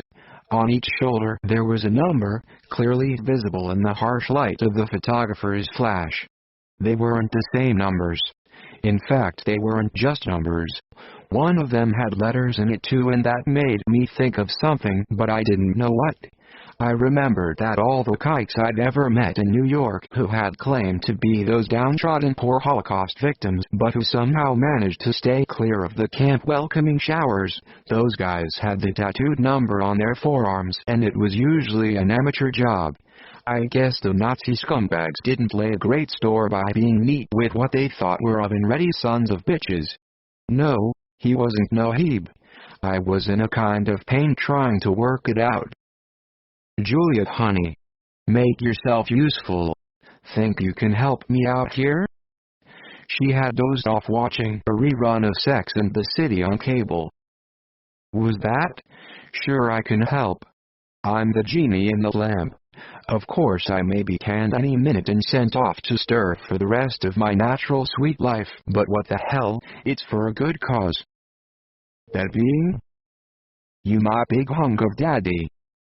She had the nicest wet kisses. Take a look at this. What are these numbers? She didn't wear glasses normally at all, but she produced a pair of reading lenses from her purse. No doubt about what they are. It's an account number, 15 numbers, they all are mostly, and the password, 20 characters. He must be damn dumb to put them both together, but you know you'd be surprised how dumb the hoods are getting these days. Just the other day we caught a pedo at the airport with a girl he said was his daughter, but she told us straight out she was a runaway. He hadn't thought of giving her a story. Or getting her a passport. Can you believe that? Account number and password? Yay, almost certainly Swiss. You also have to have the name nowadays. I could check, but at a guess I'd say it was Credit Suisse. They have most of the gangster loot of the world. What are we going to do about it? Look, we have to move fast. This could be a big score. The Entwistles are out in Sihanoukville at the moment. Uncle Arthur could be a gold mine. We have to find out what's in the account. Maybe we can relieve him of it. Or part of it anyways. Maybe we could change the photo, change the numbers, open a different account and put almost nothing in it. Then the money's ours and they'll be none the wiser. Get it? And who's gonna do all that footwork in Geneva or Zurich or wherever? Well, it ain't gonna be me, sweetheart. The Entwistles could come back any minute and it won't look too good to be out of the country. They're mean sons of bitches, I can tell you. You know the smallest, the youngest, has a little tattoo just below his hairline on his forehead. It says Made in Britain. Now I ask you, anyone who can do that to himself, even though it's mostly covered by a fringe and ain't that easy to read, anyone who does that has to be headbanger. He don't say much. He just looks. They're the dangerous ones. I know. Okay. So what's the plan, Batman? The plan is for you to get yourself off to Zurich and get hold of the loot, open another account and put 1,000 in it, then come back here with all the lettuce neatly stacked in your nice little purse. Better stash it somewhere. Deposit box is best. But how am I gonna manage to like this Uncle Arthur guy? As far as I know, they don't ask for a name with old accounts. That used to be the beauty of their system. No names. No trace. I hope you're right. This guy must have opened the account years ago when they didn't have the checks they have now. It was all numbers. I know. I helped the Lucchese's at one point. Just a suitcase. But I knew where it was going, and believe me, they didn't use their names. Even in Switzerland, they were bad news. You helped the Lucchese's? Yay. You see, you've had your sweet little ass next to fame and stardom all this time and you didn't know it. Giulia. Acting captain of Station McGeorge was more than a bit pissed when I put in for a vacation. I was pissed too at first that I was traveling alone to Europe. I had figured that one day Jimmy and I would do all the sights together: London, Paris, Rome. Breakfast at Tiffany's meets 3 coins in the fountain. Daddy loved the old movies, and so did I. Asians aren't supposed to just drop a case so they can do some European shopping. Bluebell. He had taken to calling me Bluebell recently, but it wasn't really harassment. I could cope with it because I didn't really know what he meant. The main thing was getting his okay. I made my case. The whole business has gone flat anyway. This man Jimmy isn't involved. It's all Sammy. He gives his parcel each time to some jerk in the hotel, I guess, and it gets into an account somewhere. That's it. How am I gonna follow every guy carrying a bag out of a large hotel? It ain't real. Hope you're right, Bluebell. Have a good trip and don't do anything I would do. I could have replied to that, but what's the point of working your head to come up with something for a guy who wouldn't appreciate it? I just had carry-on at the airport. It was a backpack and they wrapped my bike in polythene and put a fragile sticker on it. 3 stickers actually, because I made them do it. Perhaps they wouldn't throw it around so much, but of course they always do. The flight to Hong Kong was half full, mainly Chinese, and some of the sad loud bastards were wearing white hazmat suits, which kind of quietened them down a little but not much. Of course I was hit on by one of the crew, no less, who didn't appear to be gay, but I guess they were all gay. Who wants to prance around in a capsule distributing nuts and coffee, for God's sake? What kind of man would want to do that for a living? Hong Kong airport was big, shiny and empty, like the set of some disaster movie. You longed to see people, but they just weren't there. It had been designed for millions, not dozens, but now there didn't even seem to be dozens. I sat myself down and decided to read something for once, a nice Raymond Chandler. Daddy loved Raymond Chandler, and the way you couldn't really follow the plot. Wasn't it that film director Howard Hawks who called Chandler up and asked him who killed the chauffeur in The Big Sleep, and Chandler said he didn't know? And all his women were stunning and crazy and wicked. Yay, I was stumbling into all that, but I wasn't into double-cross or murder, so time had moved on, I guess. I had finished my second world record expensive coffee and a tuna sandwich before the flight was called. It was at 8:20 p.m. and the Swiss flight to Zurich was even emptier than the one from Phnom Penh.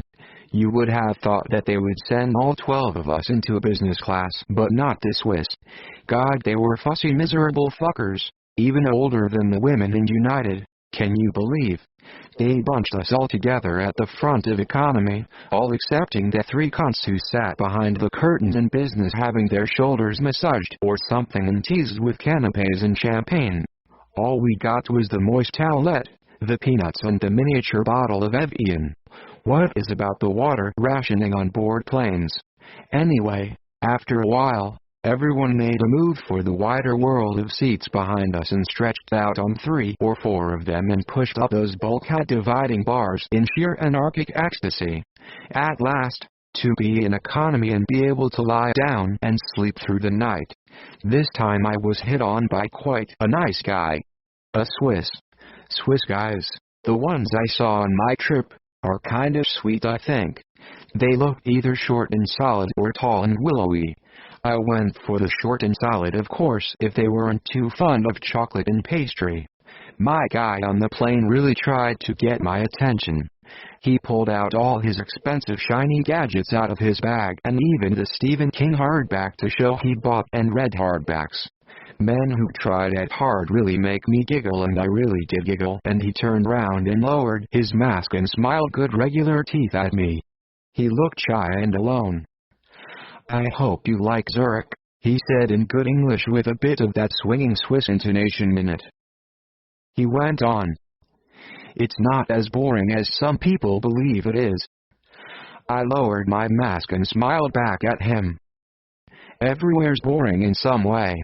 You just have to pop into action somehow." He took his mask off and smiled again.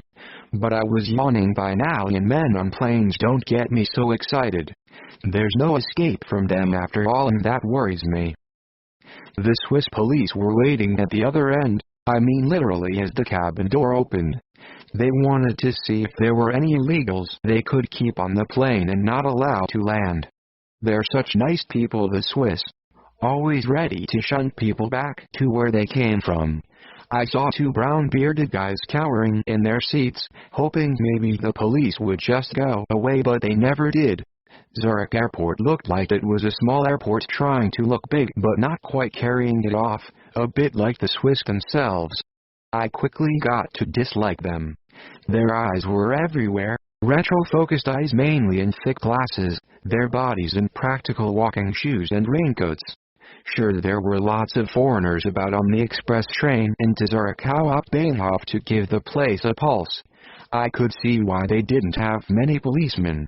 The Swiss were all cops, even the kids and dogs, I think. Never mind. The main station looked like it was built for a segment of The Pianist or some such, a Nazi embarkation scene. No Jews in evidence today. Maybe the Swiss kept them stashed somewhere, behind their hotels and banks, all very solid and very imposing, like they were nuclear bomb-proof, and they definitely were. It's a horrible thought that the Swiss may be the only people left standing.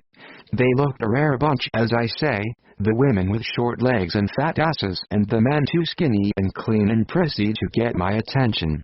There were lots of Italians and Spaniards and Turks about though, and even a few guys of the Jimmy variety.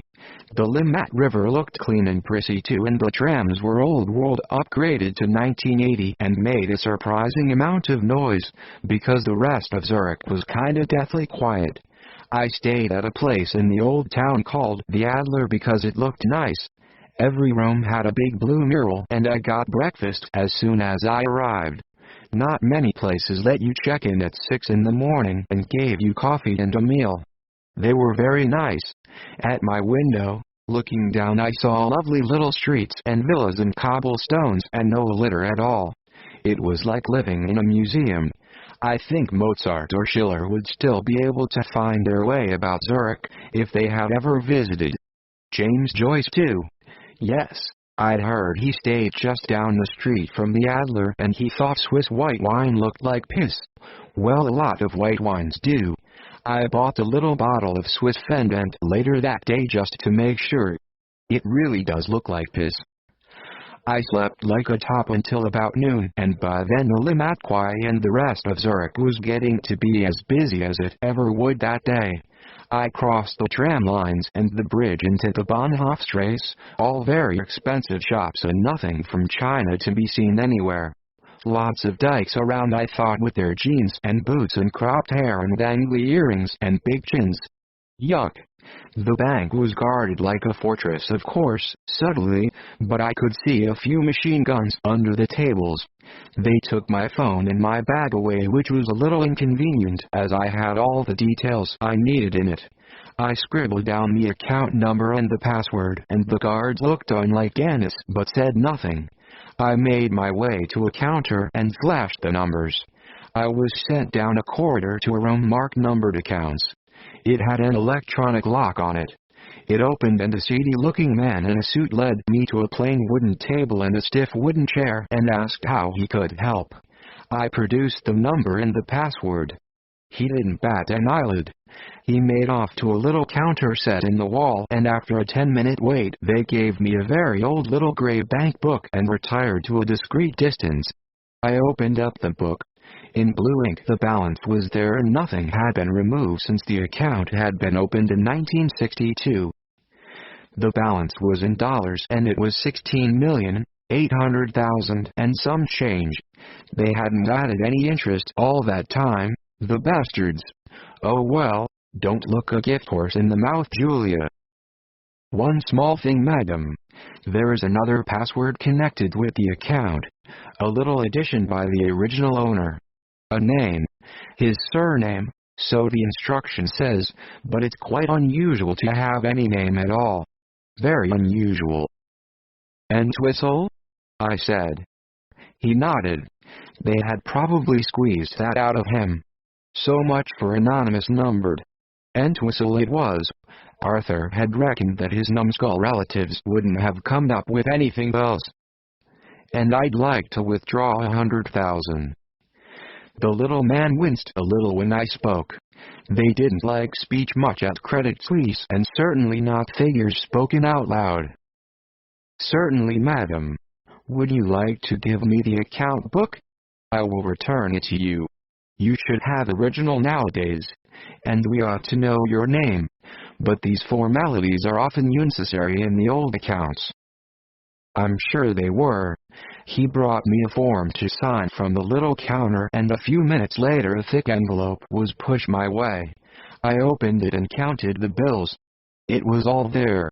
All in $100 notes. Here is a plastic bag, madam. Would you like me to call you a taxi? He gave me the little gray bank book, with the withdrawal duly inscribed and the remaining balance duly adjusted, as a kind of keepsake. That seemed to be the routine. They handed over the dough. Then in a little courtyard behind the main bank building, but still in its precincts, a taxi appeared and took you and the loot to wherever. The driver was surprised I wasn't going to the Dolder or the Barolock, but fortunately he knew the Adler. You couldn't drive right up very easily to it, so he left me down in the lane by the Limatquai. Jimmy. The Entwistles all had peeling skins and rich boiled lobster coloring when they came back from Sihanoukville. The exhumation papers were in order and the body was to be shipped to England. If they found the numbers, then they would go to Zurich and, hopefully, be promptly arrested because they didn't have the passbook and someone else had already claimed the account. Whatever. The main thing was to get rid of them, and I'd taken a few precautions in that respect. Man, they were ugly, and man, were they pissed. Seemed that they tried to pull some kind of job there at one of the casinos, sort of muscle in a little, and it hadn't worked. The little one, the silent little knuckle-duster flick knife boy, had a plaster on his cheek and limped a little. I guessed that he hadn't realized the triads who run the casinos in Sihanoukville ain't no band leaders, as they say. They're actually as tough as hell. You all look very well, I said in the Death Street bar down from their hotel, and saw also it had the pool table and a one-armed bandit. They'd like to make the dumb expats feel at home. They were having meat pies and what they call crisps, but what we call potato chips. Wish Uncle Arthur was with us. But that's life, said Rodney. That gave me an opening. What did Uncle Arthur do when he was alive?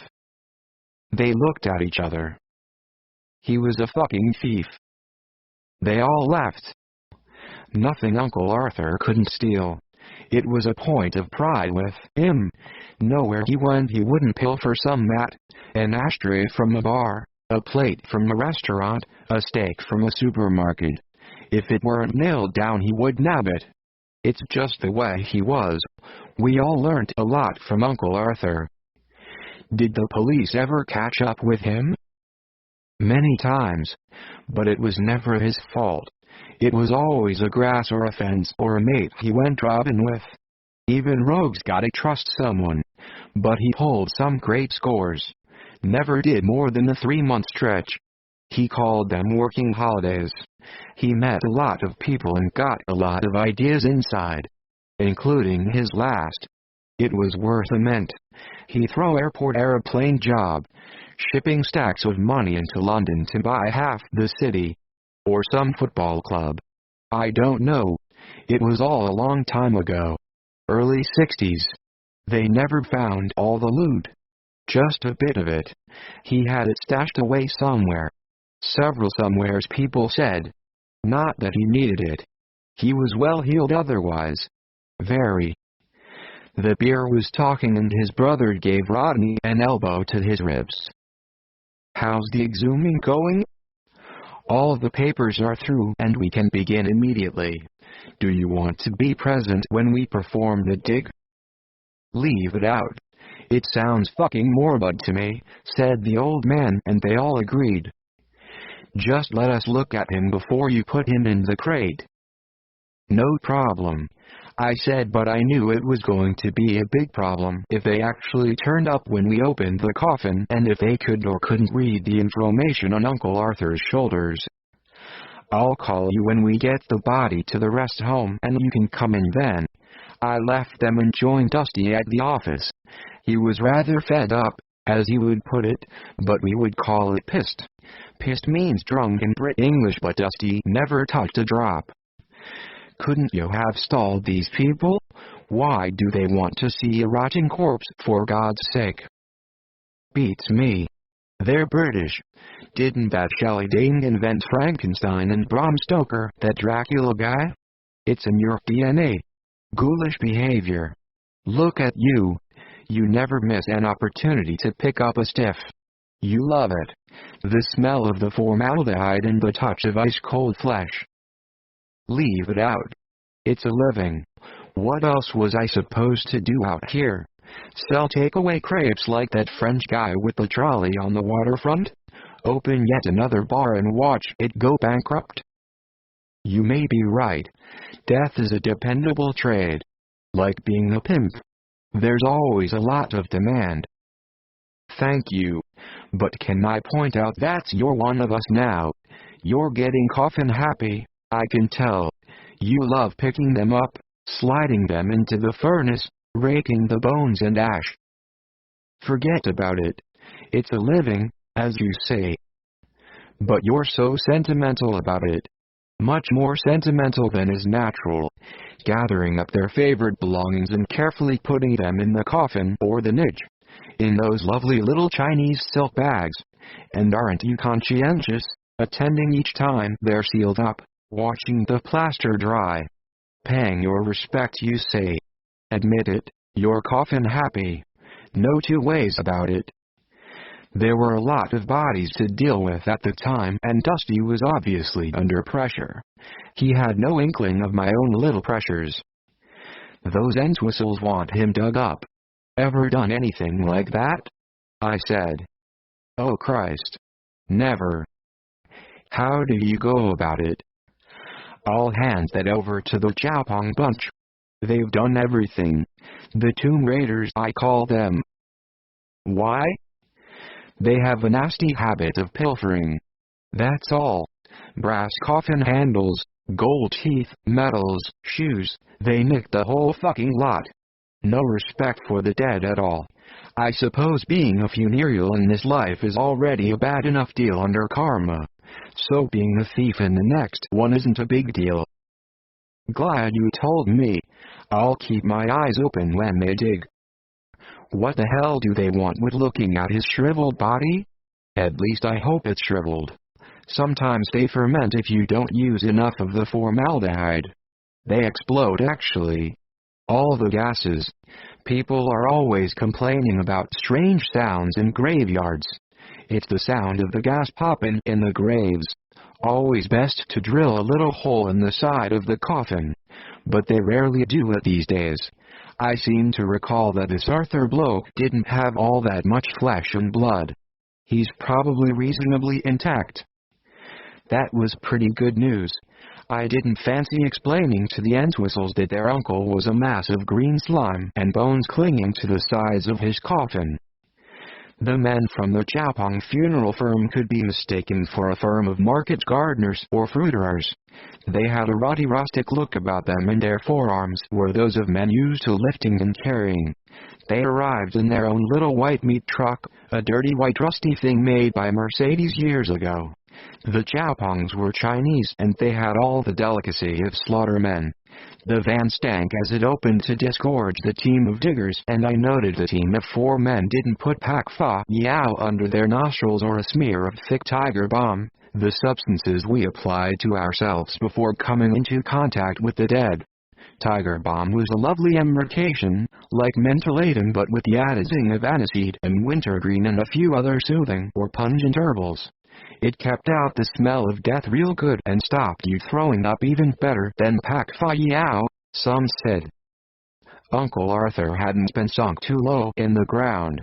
A sign of the laziness of Cambodia in general perhaps. It was more like 4 feet than 6. The lid of the coffin was still shiny in the sandy ground. The men eyed the brass handles of course, and I even thought of handing them 1 or 2 of them as a tip, but then the Entwistles would probably notice such things. The coffin, surprisingly light in their hands, was heaved out of the ground, turned upwards, then slid and pushed out of its cavity onto a piece of tarpaulin slung between 2 long bamboo poles. It was then carried to the van. In it went with all the delicacy given to a piece of scrap metal. Giulia was in her office and Dusty was out talking to the Italian ambassador when the van arrived. The coffin was carried to the mortician slab and dropped like a dead weight of timber. "So who's going to open it?" asked Giulia, appearing with a look of horror on her face at the doorway of the little mortician's studio. "Me, of course. There's 5 million in bonds at the foot of the coffin. You better get that hidden straight away before Dusty gets back. You have your hold all with you?" "Sure." Then I began the horrible task of opening the casket.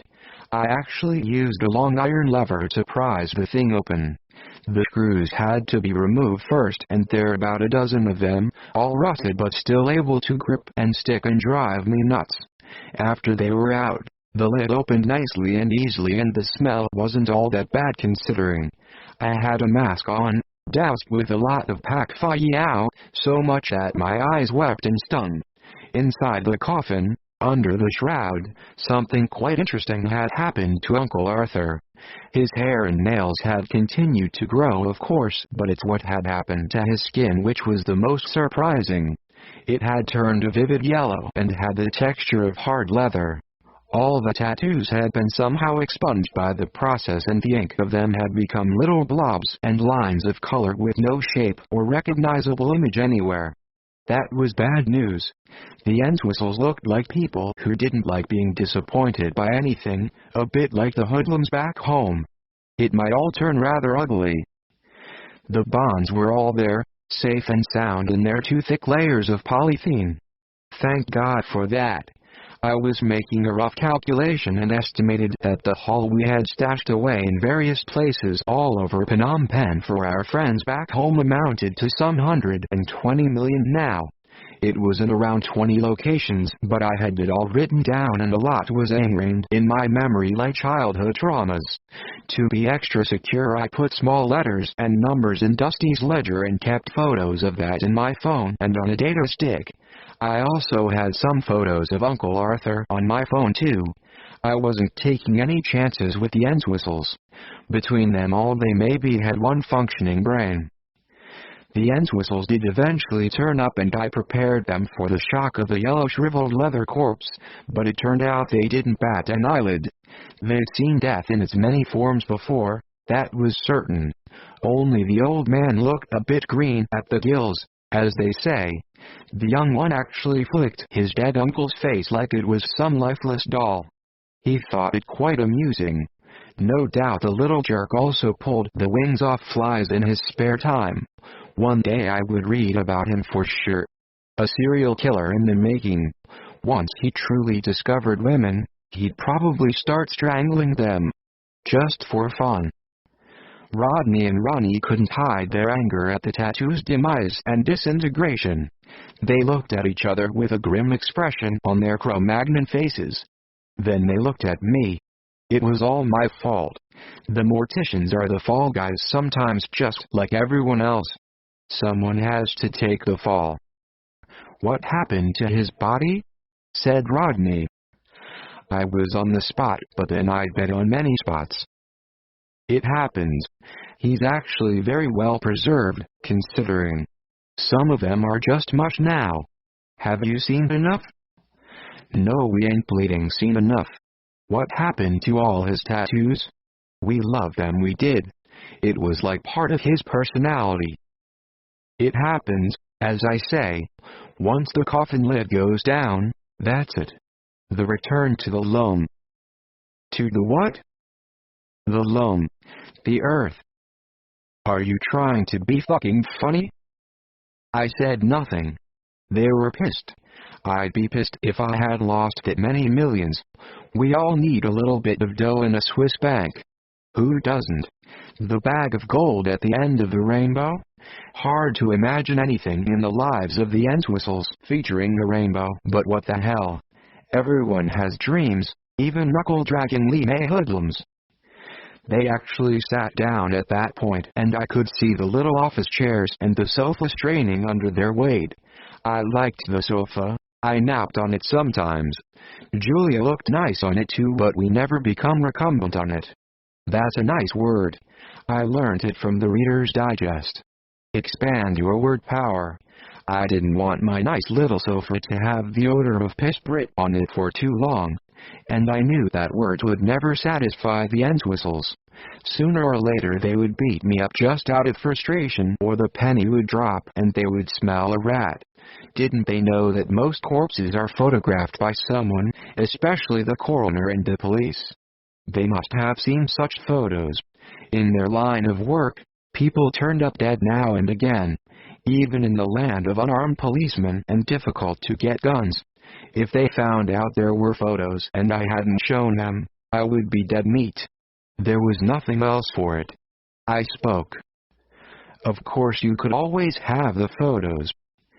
That hit them like a kick in the balls. "Photos?" "Oh yes. The coroner always makes photos. I didn't want to tell you as they might upset you. Your Uncle Arthur wasn't in perfect shape when he passed on. Very few people are when they die. You can have the photos if you want. I happen to have them on my phone." They grinned like Cheshire cats. Then Ronnie spoke. He too had a brain after all. "That would be nice. We're not squeamish. We should have been here for the funeral to show our respects. But business held us up. The photos would help. We could kind of show our respects now. Belatedly. But better late than never." I opened up my phone and showed them what they wanted to see.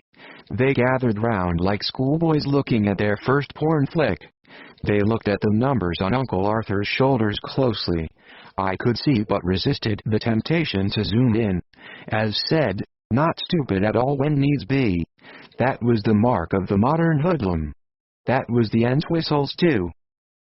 "Think you could send us those? Then we could really show our respects and be on our way." "Thanks a million, by the way. We all feel a lot better now." The young boy stifled a snigger I could see. Well-trained gorillas they were, even the youngest. "I'll shoot them over to you now." "Email?" Only the boy had an email address. WOTTHEFUCK459@gmail.com. Of course. What else? They left. Satisfied customers for once. We should have had them embalmed there and then. GIULIA. I got back with the money. Flashing my badge does have an effect sometimes, but I didn't try it in Switzerland. No need. They just don't like interfering with money there, so you can always count on their discretion. They didn't open my case, and hell, what is 100,000 anyway in a country awash with dirty currency? Not even loose change. You'd better hang on to that, I said, and the passbook. There might be so pretty angry British gorillas chasing me soon or such a document. It will be nice not to have it hanging around. We were in my room for a change. Somehow Jimmy's room, like most guys' rooms, has that odor I don't like, sort of socks and sweat and just unwashed man. Not that it isn't attractive sometimes, but not all the time. I went on. You sold them a story, I hope. But who knows? They might get hold of the whole lot if they tell the right story and tell it well. Persuade the bank that they're the real heirs, and the bank will come chasing me on their own. I don't think so, sweetheart. He always pulled on his shorts before he got out of bed, which I thought was a fairly nice thing about him. He didn't have much of a gut hanging over them, but I kind of like a man with a bit of a paunch anyway, so it didn't matter. Why don't you think so? I doctored the photos. The numbers are gobbledygook. The bank will probably call the police. You what? I think I had what they call a sharp intake of breath. You'll never get away with it. And neither will they. In all likelihood they're sitting in a jail in Zurich right now telling the same story again and again. And sounding like con men. Look, they're made for the part. Have you ever seen a more criminal bunch than those guys? The banks ain't going to admit they made a mistake. They didn't make a mistake. They just handed over the dough to the person who had the right numbers. Maybe the Entwistles will explain it away as Uncle Arthur's last little joke he wanted to play on them. They didn't get along so well otherwise. Why didn't they turn up at the funeral? We did make inquiries with the next of kin. The old guy, I think. I hope you're right. I don't want them turning up here again. I wouldn't know what I'd arrest them for. We always have a certain credit with the local police, but I can't push it. I could swing it, I suppose, to get them deported as interfering with an investigation. Yes, I could just about do it. With a part of one of the bundles of dollars in my room attached to the request, of course. He reached to the tiny fridge and brought out a Diet Coke. We often shared one. He liked it with a sliver of lime. That's the least of our problems at the moment. Oh, what's been added to the mix? Tell me. It's the Trinidadians. They're getting to be a pain in the ass. How's that? The cameras I set up in the cemetery don't lie. They detect every motion. The fuzzheads have been sniffing around. When I say they, I mean a whole bunch of them. Turns out they're not all dopeheads and deadbeats. They got pretty close to finding a lot of loot. Oh my God. I thought they were supposed to be the patsies in this operation. Don't tell me they got smart all of a sudden. It's worse than that. They've been round to see Dusty, telling him some cock and bull story about a sick relative in Siem Reap, and could they make a booking ahead of time? The way they asked made it look a shakedown. I don't like it. And neither does he. Oh shit. Where did these guys come from? How many? At least 5. Maybe 6. They're based in Bangkok. No idea where they're living here. I got some great pics though. They look like real devils in any light at all. The folks back home will be convinced they're responsible for fucking them. They really look like they could do anything. Do they know who they're dealing with? They have a pretty good idea. White Sox must have told them. And they're not afraid of consequences? Not at all, it seems. The mob ain't muscled in on the Caribbean all that well. It's another world. Cambodia is kind of neutral territory. The Trinidadians probably think all honkies are soft anyhow. They have no respect. So what ya gonna do, bright boy? I'll be letting the wops know the fuzzheads are muscling in on their operation. I have lots of evidence. They'll probably send a man to lean on them or wipe one of them out. Oh Christ. Well, we have to change plans with what's coming down. Actually, it's better than I thought. I don't have to make anything up no more. The fuzzballs are actually trying to steal the mob's goods, and that's exactly what we wanted to show. But look, I don't want any mob hitman running around taking pot shots at people. It gets messy. Difficult to square with McGeorge. He's a clean-cut kind of guy. He's not even violent at home, I think. Don't worry, babe. We have to play along with whatever the mob wants. I'll bet they'll send someone. That means we've sold the story. And the plan is still holding up. Back at the embassy, I thought I should check out the entwistles on our Grand Cross-referenced Interpol blah blah crime database, and believe me, our index was pretty extensive and detailed. All my dad's priors were there, even the arrests without being charged, and all the things he had even been suspected of stealing. That was a long list, unfortunately. The entwistles also had a long list on the UK database. It ranged from criminal intimidation through attempted kidnapping, through extortion, through handling stolen goods, and onto burglary, shoplifting, junior featured highly there, car theft, assault, battery, non-payment of TV licenses, seems you had to pay to watch the boob tube in England, and speeding. I looked even further back to the 1960s and came across an arrest and interview no charge released of one Arthur Entwistle, who was suspected to be connected to the famous Guattari airport cash heist. They found culprits eventually, some of them, but hardly any of the money. Why hadn't Uncle Arthur touched the dough all those years? Perhaps he was guarding it for someone, and that someone was giving him a payoff every month in his long retirement? Who knows? There was also an update. The Entwistles featured in a case of attempted deception reported by the Swiss police. They had turned up, all four of them, at Credit Suisse in the Bahnhofstrasse, insisting that they had a numbered account and its password belonging to a deceased relative. No trace of the account could be found. Then things turned nasty. They'd refused to leave the bank. Not only that, one had grabbed the clerk, twisted his arm and said he would smash his head in unless money was forthcoming. The clerk said nothing but pressed his panic button on the floor. The riot squad turned up, flashing machine guns, firing tasers and spraying mace. The gang was taken off to the Caserne jail, where they were held for a week before they were harangued at the Swiss Investigatory Inquisitorial Magistrate. The judges were pissed. They didn't believe a word of the Entwistle story, and all their catalogue of priors was dredged up and read out in court. It looked bad for them. They got 3 years, all except the boy who had gone out for a leak and was checking the Entwistle car when the actual violence took place. He got 3 months, 2 months of it suspended. God, he might be out in no time at all. And on a plane back to Phnom Penh, I had to let Jimmy know pronto. Jimmy. The next time I met with the Trinidadian, his friends were all there, looking at me from their car like I was something you had brought home from the butcher's to feed the Doberman or pit bull. Some even seemed to have sharpened teeth. One, I kid you not, had a diamond set between his top front incisors.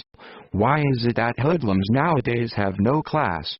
They weren't dapper duns or silk-suited anything okay, but they might have had at least clean fingernails and a recent haircut. I'm pretty sure also that Al Capone didn't reek of weed and lemongrass or whatever shit deodorant they bathed in to smell so bad. They had the windows down and I could smell their fug easily.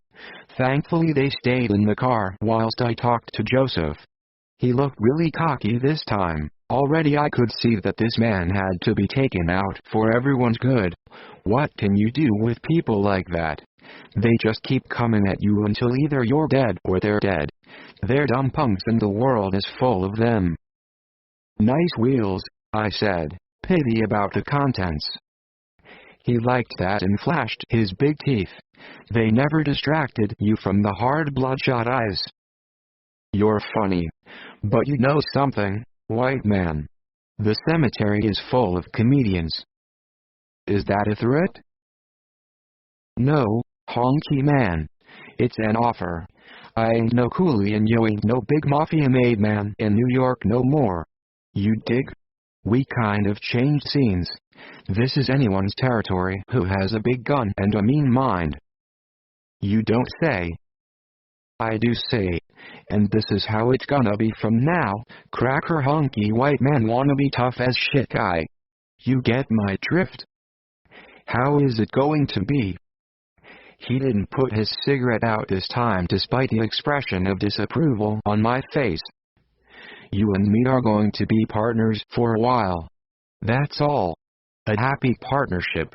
If it ain't happy, then it's no good for anyone. We're happy people out there in Trinidad. We like people to be happy. So you get a small share of what we get. And we get half of what comes down. Regular. Half of what? Everything that's coming into you. Half the powder, half the pills and half the lovely money. Oh yes, we know about your little Sammy and his weekly trips. We've been watching your white ass. Nice racket you have going here. And the big black guys want a share. He smiled again, but I was compensated looking at him by thinking about the probable outcome. I'm not into revenge, but I do believe people should get what's coming to them. That's different. There's a living for everyone out there. You don't have to be nasty about it. Maybe I like being nasty. I grew up nasty. Trinidad is one nasty place. You'd be nasty if you lived there, hunky boy. Oh well, I read somewhere about a word that describes it. Hubris, yes.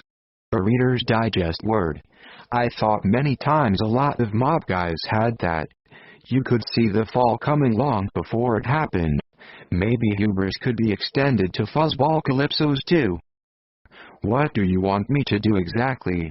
I think I should tell you that the people I work for can get very nasty too. He laughed. As I say, the honkies are moving out and the blacks are moving in. It's natural. We ain't got nothing to lose. You honkies are getting soft.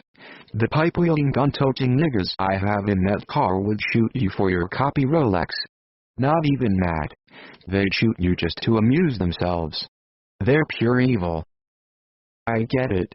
You're really nasty and I have to toe the line. So what do you want me to do?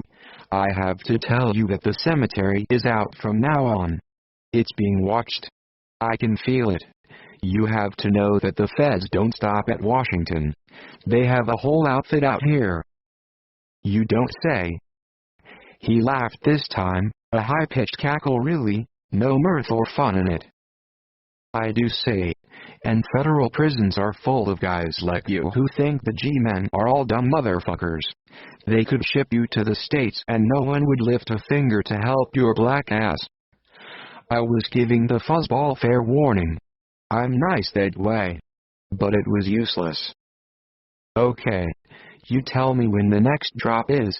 We pick up half and you say to your end that's it, natural wastage or someone skimming, or tell them whatever you like. We start with 50-50. Ain't we nice? And we don't want any of that federal bond shit. Just greenbacks. You sure are nice. Like Andrew Carnegie at an orphanage. I don't know where I got that from. He had no idea what I was talking about. Andrew who? He's in something on Netflix. You have a subscription? Well no, people in my line of work prefer that reality TV. In fact, just reality will do most of the time. Much more exciting. He blew a cloud of smoke at me, but I didn't wince. I winced a little though when I called home. Getting the mob or even wannabe mob on the phone was always a hassle these days, as many of them wouldn't go near a cell phone. They wouldn't even have one near them. They swept their houses and cars for electronic eavesdropping every week, but still they got caught by devices so tiny they couldn't see them.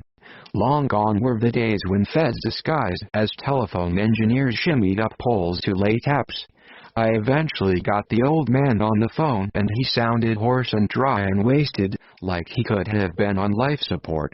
Maybe he was. Maybe he was inside. Who knows? No one ever told you shit. It's like this. We have a problem, I said. What problem?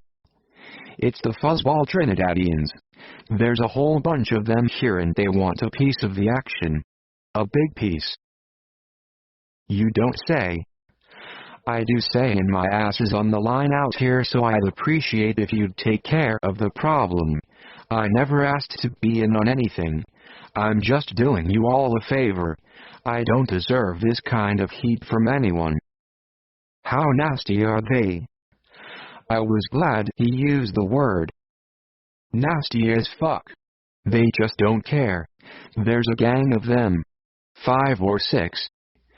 Don't tell me anything else. I'll send a man. He'll handle it. The lousy motherfuckers won't know what hit 'em. Be a good boy, Jimmy. We appreciate it. And when we appreciate it, we look after a guy. Believe me. So he turned up. A Texan of all things. Lean and mean and tall with boots and a hat on and a set of golf clubs on one broad shoulder. But naturally, of course, there weren't no golf clubs and he couldn't play golf to save his life. Marvin, he said in a deep drawl they have. We were sipping cokes at his hotel, not a real swanky one like Sammy would use, but just comfortable. He still had his boots and hat on and jeans so tight they would have shown a punch. But he had no punch. Kinda hot out here. I'm drier than a nun's pussy on Sunday. Sweating like a hooker in church. But I'm here to get her done. Where these coons hang out.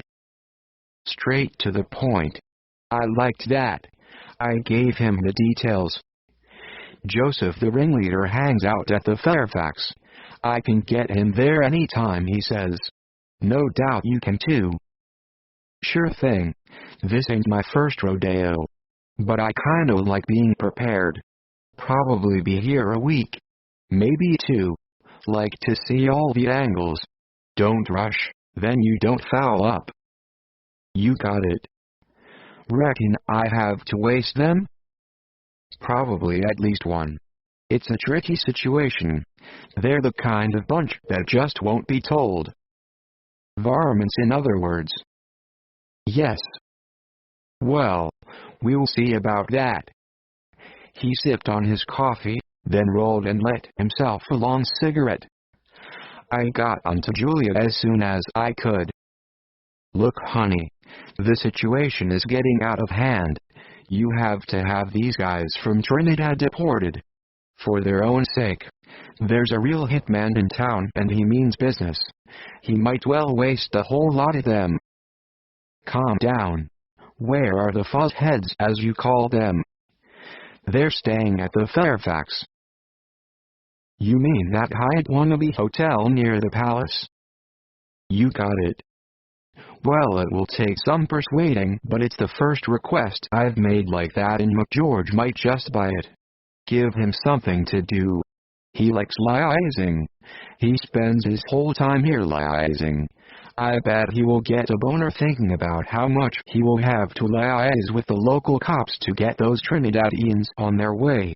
He'll love writing the memos. So cooperative. So inclusive. So international. I hope so, precious. But pronto, please. Gotcha. There was something even worse happening, however. Who should turn up at the office than Junior Entwistle, looking as pissed as hell. Dusty was out having his 3rd or 4th inoculation, so I had the pleasure of dealing with the mean little punk on my own. Dad says you want to have a look at the photos again. The genuine ones, he says. He was quite articulate today. He could do words with 3 bits to it. All on his own. The genuine photos? Yay. He thinks you sold him a dummy. A pup. A pup? That's what says. Where is Dad now? He's out on appeal. They all are. It's costing them all a mint. And he's very, very angry about you. They must have taken their passports. Yay, but that won't stop them. They say they can get out of Switzerland any time and get new papers. New identities even. Wow, that's a long word. What is? Identities. Are you trying to take the piss or some, Matt? Just a minute. Gotta make a call. Downstairs. Help yourself to a beer. I think we have one in the fridge. Don't be long, and don't run away. They'll get you in the end whatever you do. I got downstairs and called the Texan. Howdy. Marvin here at your disposal, if you get my meaning. Howdy, Marvin. Look, I might have a little ancillary matter for you to deal with. Ancillary? I guess they don't read all that much Reader's Digest no more in Texas. Another little problem threatening the business. I have this little email cunt in the office now breaking my balls and trying to shake me down. Can you come over and help me out? Make him an offer with one of your shooters. Just scare him okay and hope he relays that to his whole family of hoodlums. I just so happen to be in the neighborhood. Only friendly to call on a friend. Get here as soon as you can. He may spring at me any moment. Will do. I need to keep in practice. You know that. Junior was helping himself to a second Carlsberg. We always keep a few in the fridge as it seems to have the best effect on the clients. After a really cool one, they get all reasonable most of the time. Junior still looked and sounded nasty. Photos, I said, installing myself in the big comfy director's chair behind the Formica business desk and scraping the floor a little with my feet. Yes, dipshit. Photos. Now don't be getting all steamed up there with your second beer. You might live to regret it. The coroner is on his way over right now to show you the photos he has. You'll find out there's been no malarkey, no shenanigans and no ballyhoo. What? I mean, I'm not putting one over on you. I've been straight with you all along. What happened after you left Cambodia? We went to Zurich. Why? None of your fucking business why. Just hand over the photos and we're square. Look, I gave you what they gave me. Why are you so interested in photos of a dead man? None of your fucking business. He got out a pack of cheap cigarettes. Obviously the Entwistles had not given him a large travel allowance, or was he just too stupid to buy real cigarettes? Smoking is bad for you in general. If you smoke that bumfluff and dry shit brand, you're gonna die a whole lot sooner. I took a packet of Marlboro Lights from the bottom drawer where we also kept the Xanax and the nightstick for emergencies. He was just fumbling with his practically depleted plastic lighter when the door swung open and Marvin stood there with a bag of golf clubs on his shoulder. Y'all mind if I butt in here? His voice boomed on the walls of the small office, and the wide grin on his big suntan face crinkled the hard edges of his big cold hazel eyes. Sure thing, Tex. We are just talking out a little problem we have. Take a seat, won't you? I winked at Marvin and that was enough. He reached into his bag and the club he brought out was a huge weapon in his hands which connected with the kneecap of the boy in an instant. What the fuck? The boy said, whimpering, hugging his knee and falling over onto my nice clean parquet floor. Seems you and I have a few things we ought to get squared up, Marvin said, and now produced from his bag what looked like one of those sniper rifles you see in films like Day of the Jackal or some such. It was long, slim and deadly. He pointed the muzzle of the thing at the boy's face and cocked back the safety. You may have heard of an organization called the MFIA. It's one of those offshore multinational things that don't get into the press half as much as it ought to, but that's the way the ginnies like it. It's the way I like it too, as it happens. We're all globalized these days and that's where I come in. I'm the mean son of a bitch who takes out little flies in the ointment like you, son. And believe me, I ain't shitting you when I tell you I like my job. There's a certain heritage and old-fashioned respectability to the enterprise. If I get careless and some dipshit takes me out, it's cast iron guaranteed that the dipshit's history someday. They're a good company, the MFIA. They look after their employees. The boy looked up with pale terror on his face. Now look, son. You plainly ain't cut out for this kind of project. So why don't you skedaddle to the skanky whorehouse or saloon you're bedding down in at present and get your skinny lee ass out of this here territory? For good. If I see you after sunrise tomorrow any place in this fair city, you're one piece of stringy dead meat. You hear me well, son? I hear you. He got to his feet, still rubbing his knee, and made for the door. I heard him hopping down the stairs with that limping kind of jumping tread people have when they're running for their lives. Done and dusted, as my partner says. Thanks, Marvin. No problem, Jimmy. What's the kid doing shaking you down anyway? What's his operation? Oh, a bunch of low-down Brits who think they may have stumbled in on a gold mine. They're day players. Bums really. Well, just keep me in the picture if they turn up again in any shape or form. The bosses back home want me to take a special care of you and what you have going out here. How's the Trinidadian situation sizing up? It's going real fine. They're a nasty smelly bunch of dumb critters yearning for someone to take them down. It'll be easy as pie. Just one of them, the punk-ass leader of the gang. That Joseph. He'll be enough. I won't even have to shoot him. He'll get the picture. Probably shit his pants too. Are you certain he'll take just a warning? Oh sure. If it's presented nicely. He's just another loud asshole lifting big, that's all. See them all the time in my line of business. Small potatoes. I hope so. I'll lay $1 to a dime he and his crew are out of your hair before the week's out. Thanks, Marvin. No need to thank me, Jimmy. It's all part of the service. How did you get in with the Ginnies anyway? Oh, me and them go back a long way. They're good payers and they're straight up. No double crosses and no backpedaling. What you see is what you get and what they say holds water. Sounds like you got it made. Well, it ain't that exactly. But it's steady employment. Now you look out for yourself, you hear. Any problem, give me a buzz. And he was gone. Giulia. Getting the Trinidadians deported was a piece of cake. McGeorge swung into action with real zeal and with a bit between his teeth.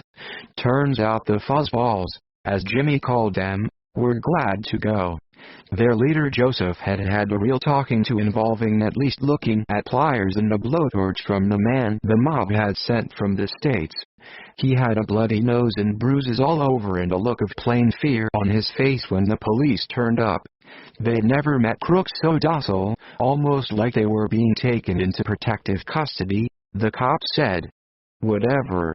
All praise to the man from the States, a Texan it seems, and with an arrest sheet as long as your arm, but somehow they never could pin anything on him and he used muscle more than his gun anyway, so the police never cared all that much. Meanwhile, back at the Mekong rest home things were getting pretty chaotic. The stiffs were turning up all over town and there was nothing the guys could do about it but haul them in, burn them if they looked like no one would be turning up to claim them in a hurry, and freeze them if they did look that way. In the end though they were burning all the time and quite a lot of tasteless jokes were made about their shroud being ovenware rather than ovenware. Well, come on, you have to relive the tension somehow. Not that I went near the creepy corpses if I could manage it, but there was always those smells they brought with them. Some had been dead for weeks and no one found them. You can guess how they smelled even with the zipper of the body bag shut tight. Somehow I hoped the whole operation was going to come to a close, then I could resign, pick up the money in Zurich and sail into the sunset with Jimmy at my side. Well, look, what does a girl do? You think I wanted to stay fed all my life? Imagine that. Ending up as field officer in Alabama or Montana or Alaska or whatever awful place they sent me in the end to get rid of me, because let's be honest, I wasn't cut out for the bureau really and they knew it. When do we cut to the chase? I said to Jimmy one afternoon as we were lounging and watching CNN tell us the world was going to end through COVID this time rather than through global warming, the price of gas, the rebirth of terrorism or the dominance of China. The time will come, precious.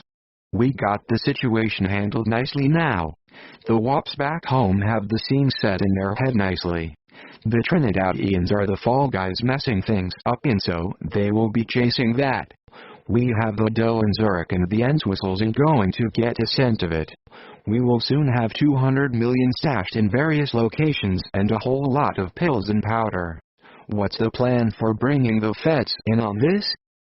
Well, you might well have to talk to McGeorge. But then you blow your cover. Cover? I didn't think I had one with a honey trap fed sleeping with me and watching my every move. Honey trap? That's a joke. Who trapped who?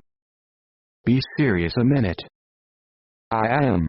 I'm thinking it may be best if you stay out of it. Your cover, if you want to know, is that you're just a peripheral figure in all this. Sammy bumped into you and you knew him once back in the day and that's it. He does all the hiding of the loot and you have nothing to do with it. The trail has gone cold at the mortuary and there's nothing to be found there. That's your cover. Problem is they don't understand why I'm still employed there. So I guess I have to put in a resignation letter to you soon or tell them the real story or something. Of course we could just leave the feds out of it and say we don't know what happened to the money, if they ask, but that's kind of hard to pull off. So what do the feds know exactly? They know Sammy comes here almost every week or 10 days and that he isn't bringing in his laundry. They know the money disappears somewhere and that he knows you. But they don't know that the money ends up being stashed with stiffs and columbiums and coffins all over the city. The point is that you want the wops off your back forever and you want them to think you had nothing to do with all their money disappearing.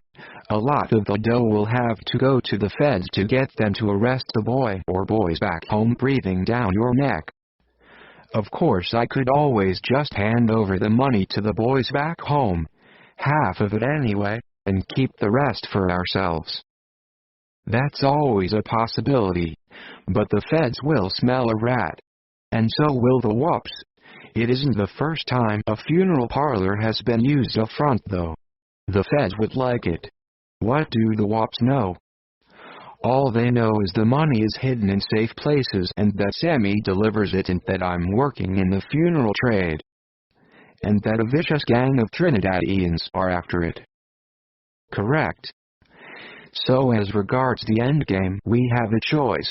Take all the money and run, hand over all the money to the feds and do a deal, picking up the stash in Zurich as compensation, hand over half the money to the feds and do a deal, or hand over some or all of the cash to the mob and hope for the best.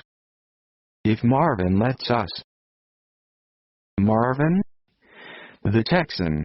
He's kinda not only running off the Trinidadians. He's looking after me. That means keeping an eye on me. A very close eye. The wops don't trust no one. Has he been hanging around too much? Not at all, but he's a smooth critter. No idea if he's following or looking. I thought he was just a hitman. He's much cleverer than that. He prefers to frighten people. So when are we gonna do the finale? And who's gonna be on stage? Let me think about that. Make haste slowly. Ever hear that? Dusty. The bodies were piling up and no prospect of the flow diminishing. These guys didn't really care when they croaked, it seemed to me. They didn't look after themselves, and when I sat in Death Street sometimes surveying the scene, I heard how the COVID vaccines weren't safe and I'm not gonna have myself stuffed with germs. That kind of thing. These men had no resistance really. They were coughing and spluttering on their ciggies already. Food was pie and chips or some such, and vitamins were unheard of. They gave them